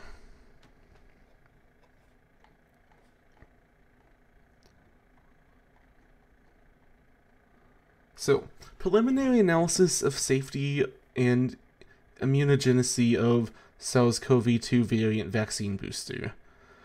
A severe acute respiratory syndrome coronavirus 2, SARS-CoV-2, is the causative agent of a global pandemic of coronavirus disease, 2019, COVID-19, that has led to more than 3 million deaths worldwide. Safe and effective vaccines are now available, including mRNA 1273 prototype vaccine, which encodes for the Wuhan SARS-CoV-2 spike, S protein, stabilized in the pre-fusion conformation of two proline substitutions. This vaccine showed a 94% effectivity.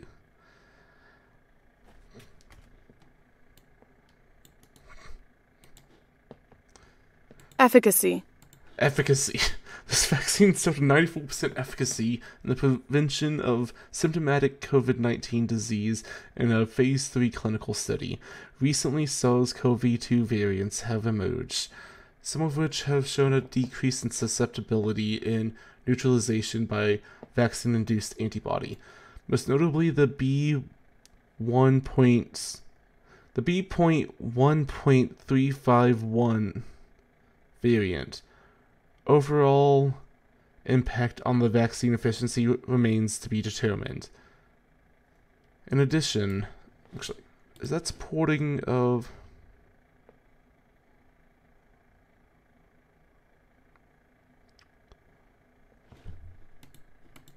Okay, so far this does not support what it is linked to, but let's continue reading on. In addition to recent evidence of waning antibody levels after infection or vaccination point to the need of periodic boosting of immunity, here we present preliminary evaluation of a clinical study on the use of prototype mRNA 1273 or modified COVID-19 mRNA vaccines designated to target the SARS-CoV-2 variants as booster vaccines in participants previously vaccinated approximately 6 months earlier with 2 doses of the prototype vaccine mRNA 1273. The modified vaccines include a monovalent mRNA 1273.351 encoding for the S protein found in the B.1.351 variant and multivalent mRNA 1273.21 comprising a 1-to-1 mix of mRNA 1273 and mRNA 1273.351 as a single 50... I think that's like microgram. I need a... Yeah, microgram. I'm American, okay? Booster shot vaccines for both mRNA 1273 and mRNA 1273.351 had acceptable safety profiles and were immunogenic. Antibody neutralization titers against B.1.351 and P.1 variants measured by SARS-CoV-2 pseudovirus neutralization.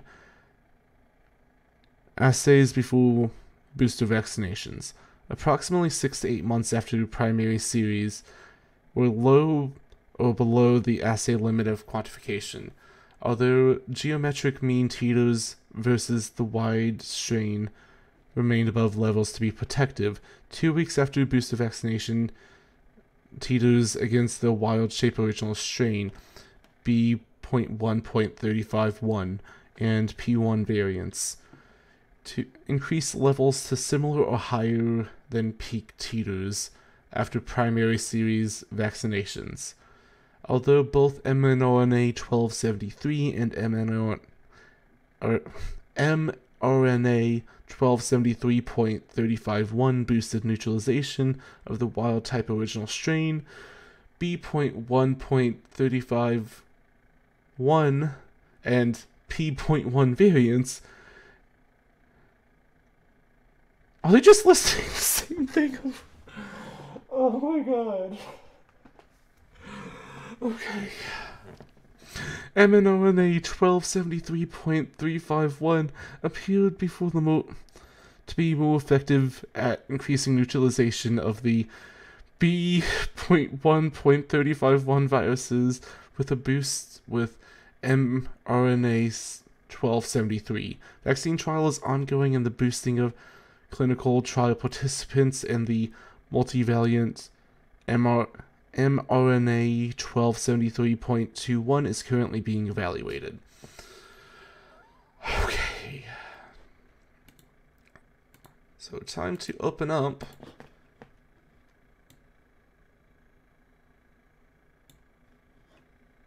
reference 6.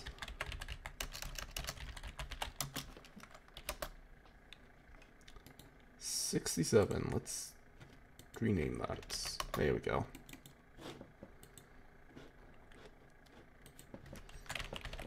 Written by Manjona employees that may hold stock. Okay. Written. There we go.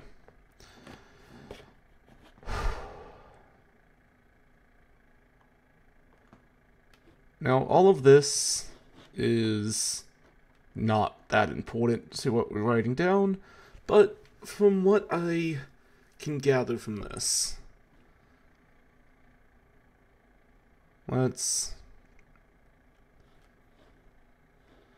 this seems to be just going on about their vaccine, so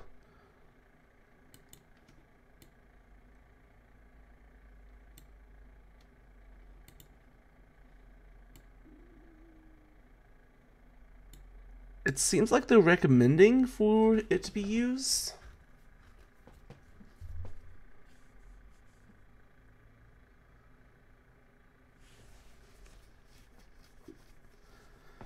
Because once you get to right about here, they list the same, like, 3 things so many times that my eyes kind of just go cross.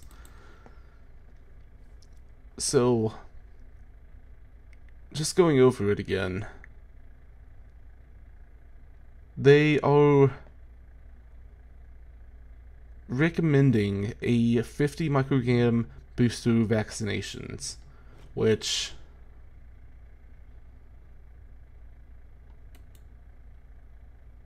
does not seem... What is a humoral immune response?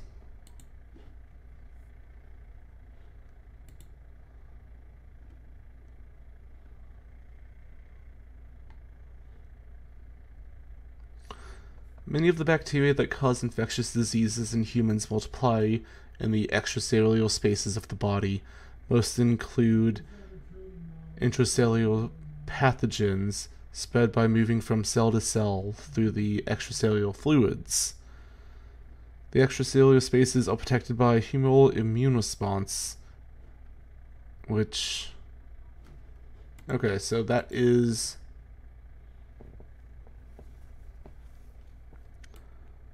the ability of vaccines that present the antigens of earlier phases of the pandemic to elicit humoral immune responses against currently circulating variants indicates that these variants have not yet evolved to the point which they are likely to escape the memory immune responses induced by those vaccines.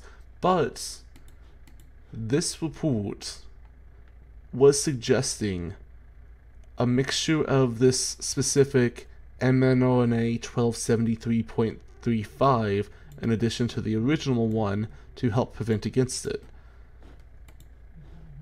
And it is advocating for a booster shot.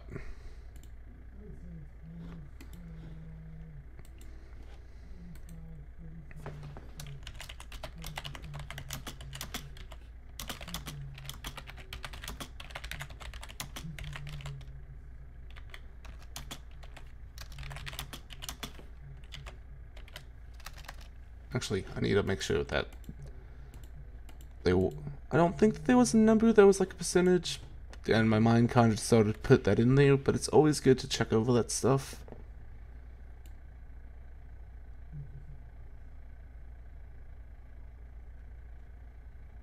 Yeah, it's a 1-to-1 mix.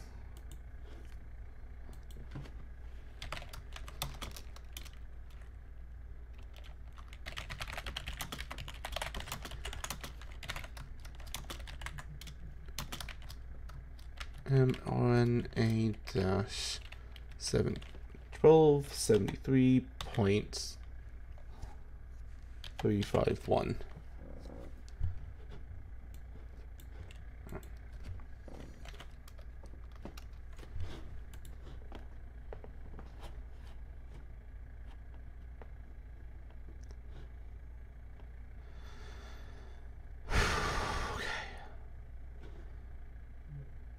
So I don't understand why they are referencing that study in particular to it, because even within the study itself, it is advocating for a slight change in the formula. Well, slight as in whatever change they have to be 50% of whatever the next shot is that they give. I'm not sure exactly the differences between the monovalent 0.351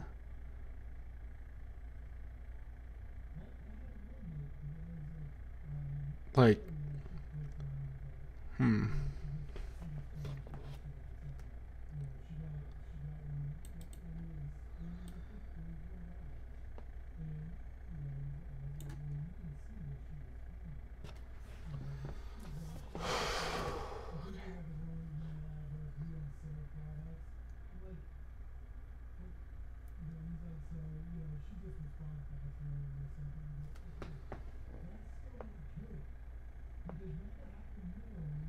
yeah, I don't see how the study is referencing it as a part of this, as it seems to go entirely against their premise while using select bits of data from it.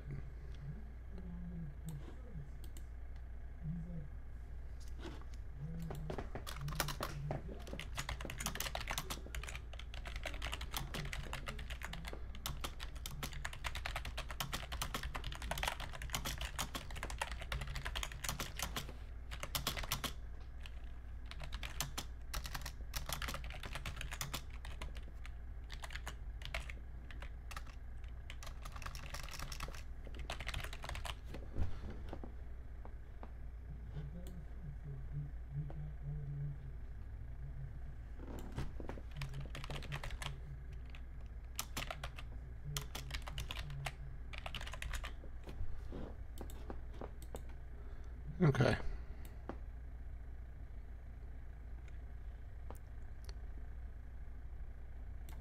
Actually, I just kind of went with an assumption there. What is the actual...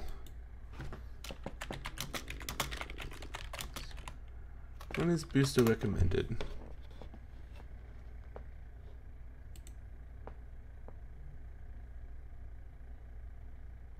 Yeah, 6 to 8 months, which is what the recommended for the study was, but not this study, which...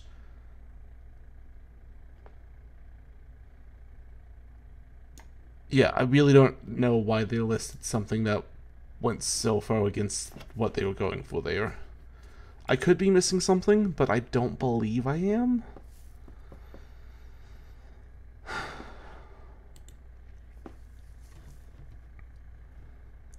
Wow, that was... Okay.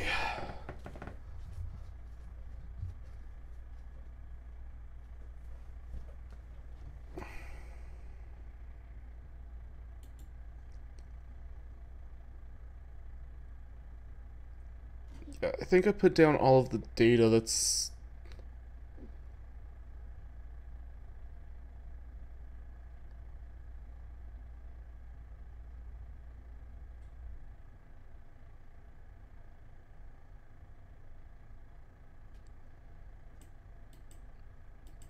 really relevant to our conversation at the moment.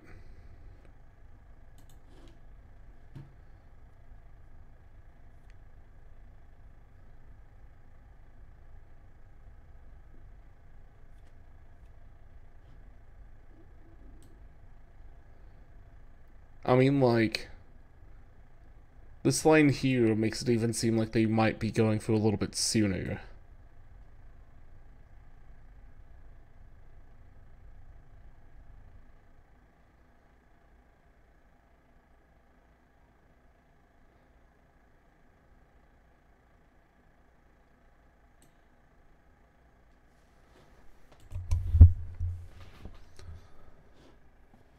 Okay. Well, on to the next study.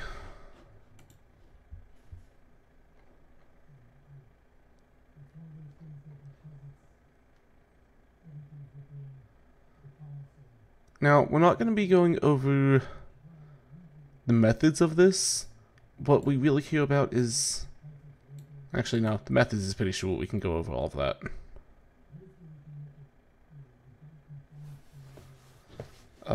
This is a very important line, though, about competing interests, so let's add that.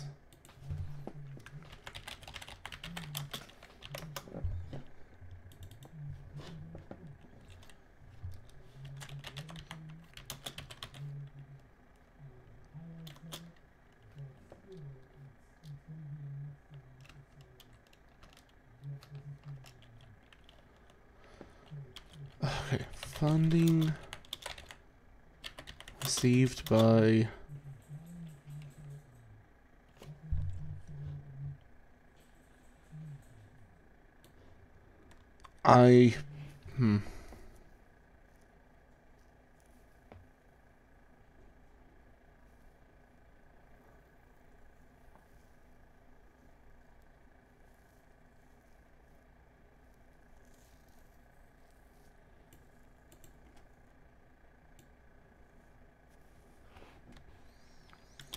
these various pharmaceutical companies would merit more investigation, but I haven't heard about them, and we are already 2 hours in, so I'm going to just put a little.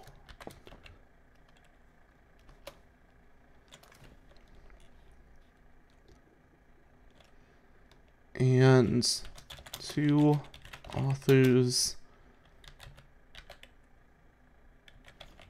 employees of Sinovac Biotech, 1 author easy.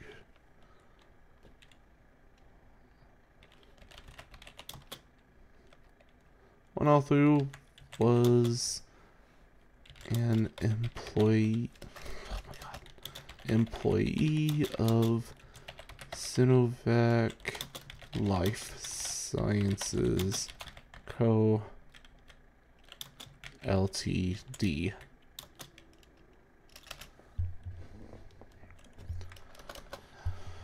Okay, now that that's really long disclaimers out of the way, backgrounds. Actually, immunogenicity and safety of a third dose and immune persistence of the coronavac vaccine in healthy adults aged 18 through 58. Interim results from a double-blind randomized placebo-controlled phase 2 clinical trial. Backgrounds. Large-scale vaccination is being implemented globally with coronavac and an activated vaccine against coronavirus disease. Wait, is coronavac even US?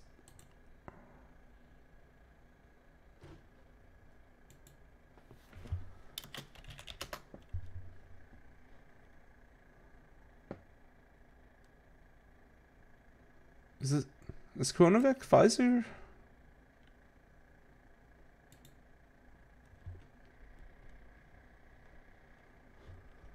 What is Coronavac?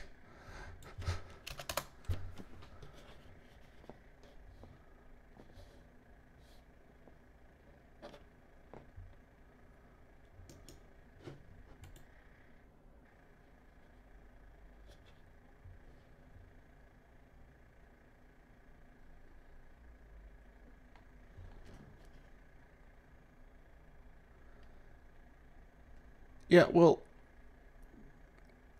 cool for them.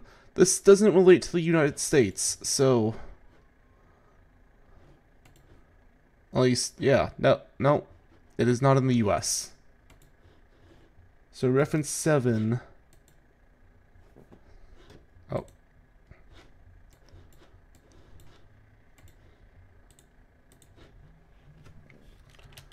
About Corona back, which is not in the USA.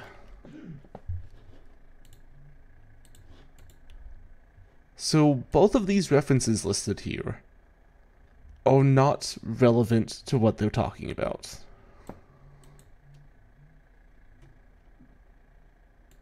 They could be going on about, they could be listing the ones that aren't relevant to it, but part of the statement that I've had for this one is that we care about what is, like, the Pfizer, Moderna, and the Janssen. That is the ones that we are most concerned about since they are FDA approved.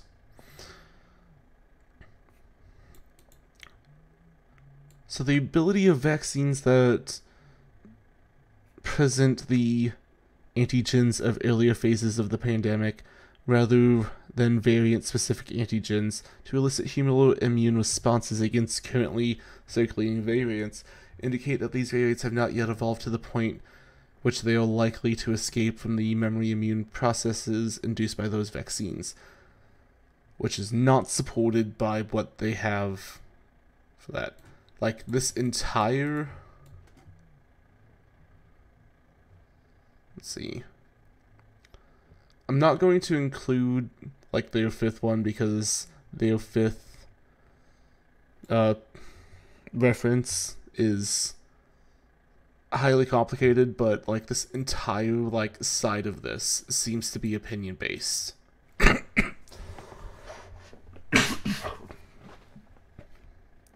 Which is very terrifying with how it popped up on my news feed.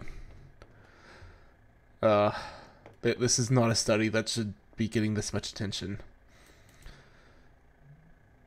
Indicates that these variants have not yet evolved to the point of which they are likely to escape the memory immune responses induced by those vaccines without any changes in vaccine efficacy. Increasing success in delivering vaccines to large populations will inevitably lead to increasing numbers of breakthrough cases, especially if vaccination leads to behavioral changes in vaccies. What? What?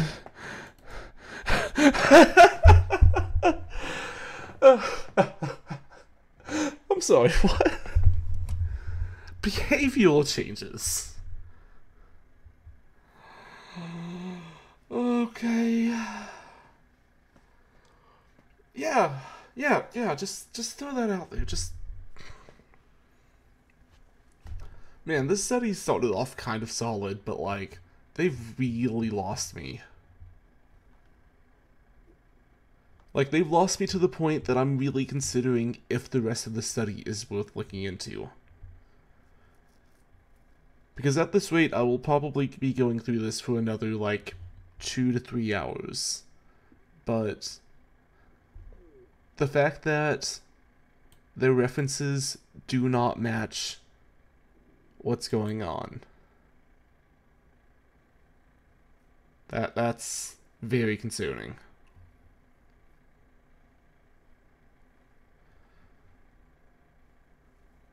Now, I do want to end this off by just reading over the entire thing one more time without going into the sources. just so that way it is a completed, read out account of it. Also, so that way I can snip it together later for a full report if I do end up going for it. Considerations in boosting COVID-19 vaccine immune responses. A new wave of COVID-19 cases caused by the highly transmissible Delta variant is exacerbating the worldwide public health crisis and has led to the consideration of the potential need for and optimal timing of booster doses for vaccinated populations. Although the idea of further reducing the number of COVID-19 cases by enhancing immunity in vaccinated people is appealing, any decision to do so should be evidence-based and consider the benefits and risk for the individuals and society. COVID-19 vaccines continue to be effective against severe diseases, including that caused by the Delta variant.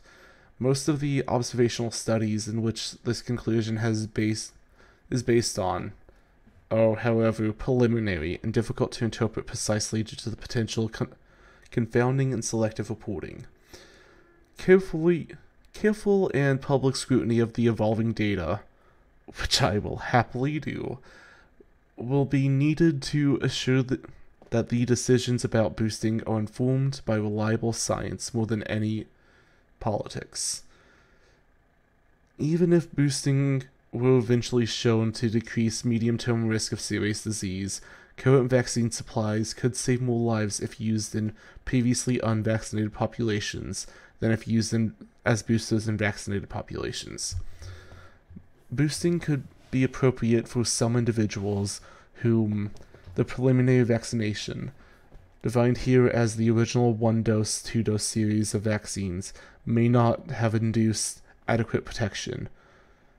For example, recipients of vaccines with low efficacy are those who are immunocompromised, although people who do not respond robustly to the primary vaccination might also not respond well to a booster. It is not known whether such immunocompromised individuals would receive more benefit from an additional dose of the same vaccine or of a different vaccine that might complement the primary immune response.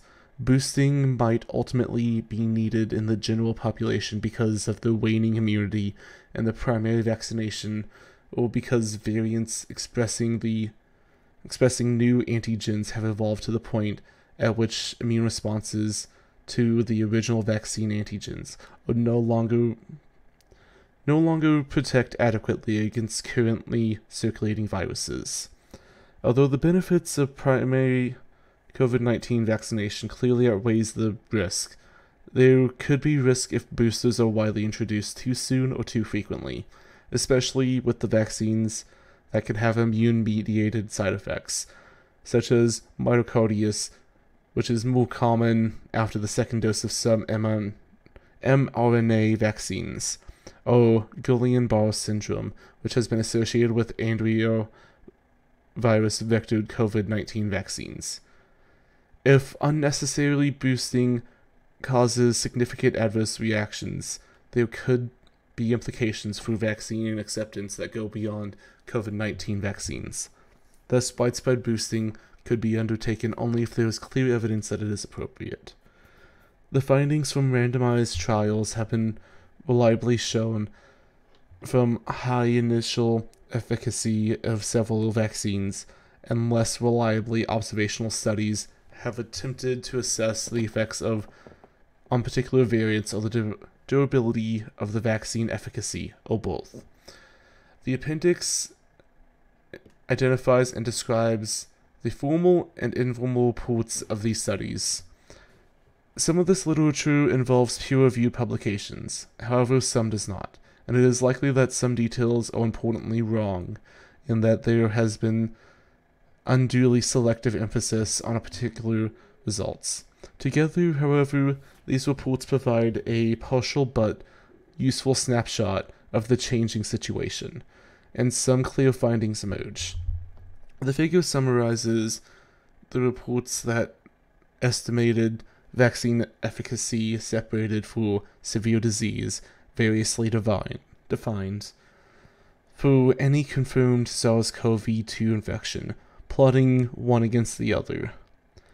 A consistent finding is that the vaccine efficacy is substantially greater against severe disease than any infection. In addition, the vaccination appears to be substantially protective against severe diseases from all main viral variants, although the efficacy of most vaccines against symptomatic disease is somewhat less than the Delta variant, than the Alpha variant. There is still high vaccine efficacy against both symptomatic and severe disease due to Delta variant. COVID evidence does not therefore appear to show a need for boosting general population, in which efficacy against severe disease remains high. Even if humoral immunity appears to wane, reductions in neutralizing antibody tyrate do not necessarily predict reductions in the vaccine efficacy over time. Reductions in the vaccine efficacy against mild disease do not necessarily predict reductions in the typically higher efficacy against severe disease. This effect could be because protection against severe disease is mediated not only by antibody responses, which might be relatively short-lived for some vaccines, but also by memory responses and cell-mediated immunity, which are generally longer-lived. The ability of vaccines that presents the antigens of earlier phases of the pandemic rather than variant-specific antigens to elicit humoral immune responses against currently circulating variants indicates that these variants have not yet evolved to the point at which they are likely to escape the memory immune responses induced by those vaccines, even without any changes in the vaccine efficacy. Increasing success in delivering vaccines to large populations will inevitably lead to increasing numbers of breakthrough cases, especially if vaccination leads to behavioral changes in vaccinees. Okay. So, the behavioral changes that they mention here, it did take me a second, but I believe that that's referencing people going out again and partying, doing whatever. But there's still just... This document is something that misleads with a lot of their data, does not source a good portion of it, like this. There are 3 studies within this entire side of it, and 2 of which does not support the viewpoints of this paper.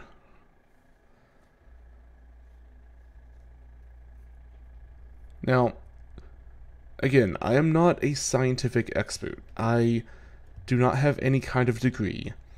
I am only able to look and see what's going on, go based off of my limited medical knowledge and Googling ability, and try to find out what they mean whenever they say words. And from what I can tell from this, just poorly sourced, poorly thought out. It seems like it reads like somebody that has just a lot of anxieties about this and had convinced others to assist them in writing a paper. This is a dangerous publication if I am understanding everything within it correctly, as there were so many just personalized thoughts and ideas thrown in here that is put in with studies that, like, don't support them. They don't. The study with the immunocompromised, like, they are immunocompromised, but you also have to think that they are also organ transplantees. They have various forms of immunocompromisation, but within them it does show that there is extra protection. That kind of supports what they said, but they kind of just go off a little bit. They have these little rants that is so hard to tell whenever they're done sourcing something and they put in their own personal opinion, that it is honestly hard to tell.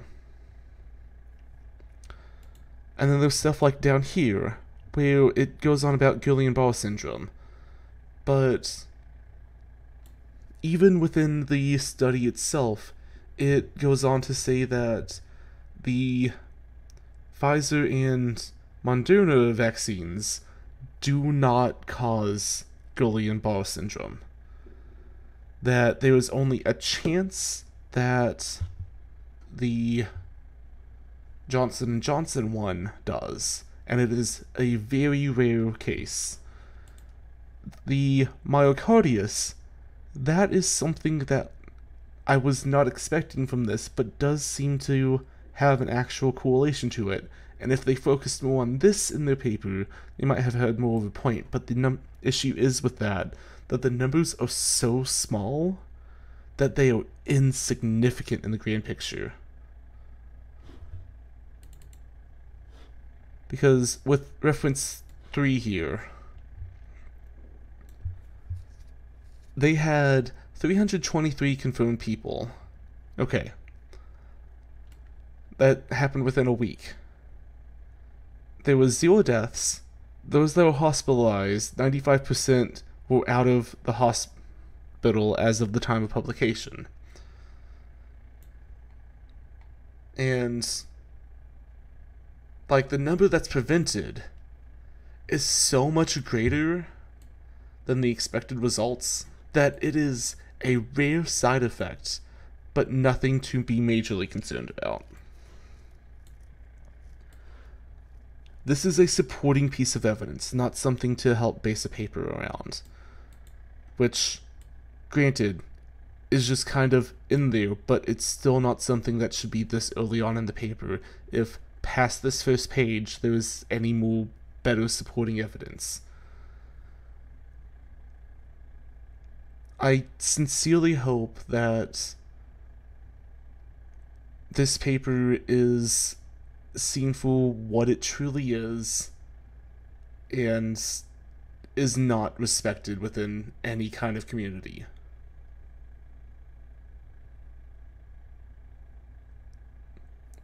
I am fearful for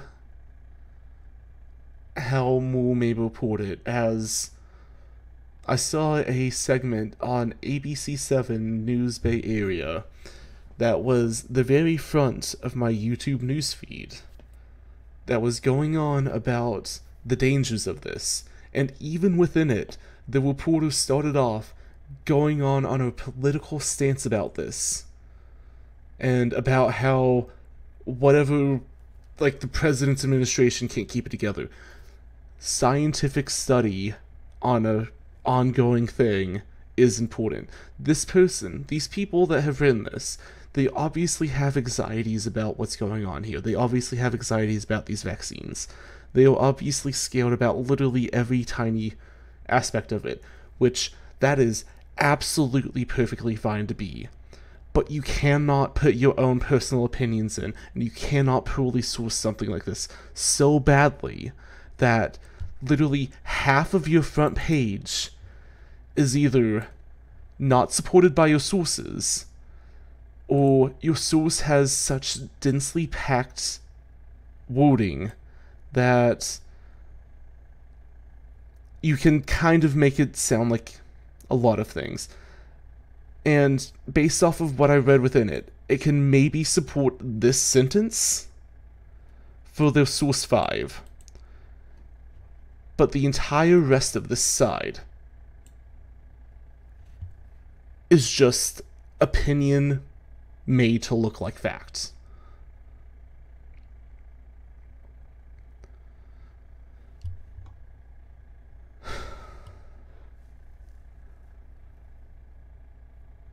I'm gonna go get drunk.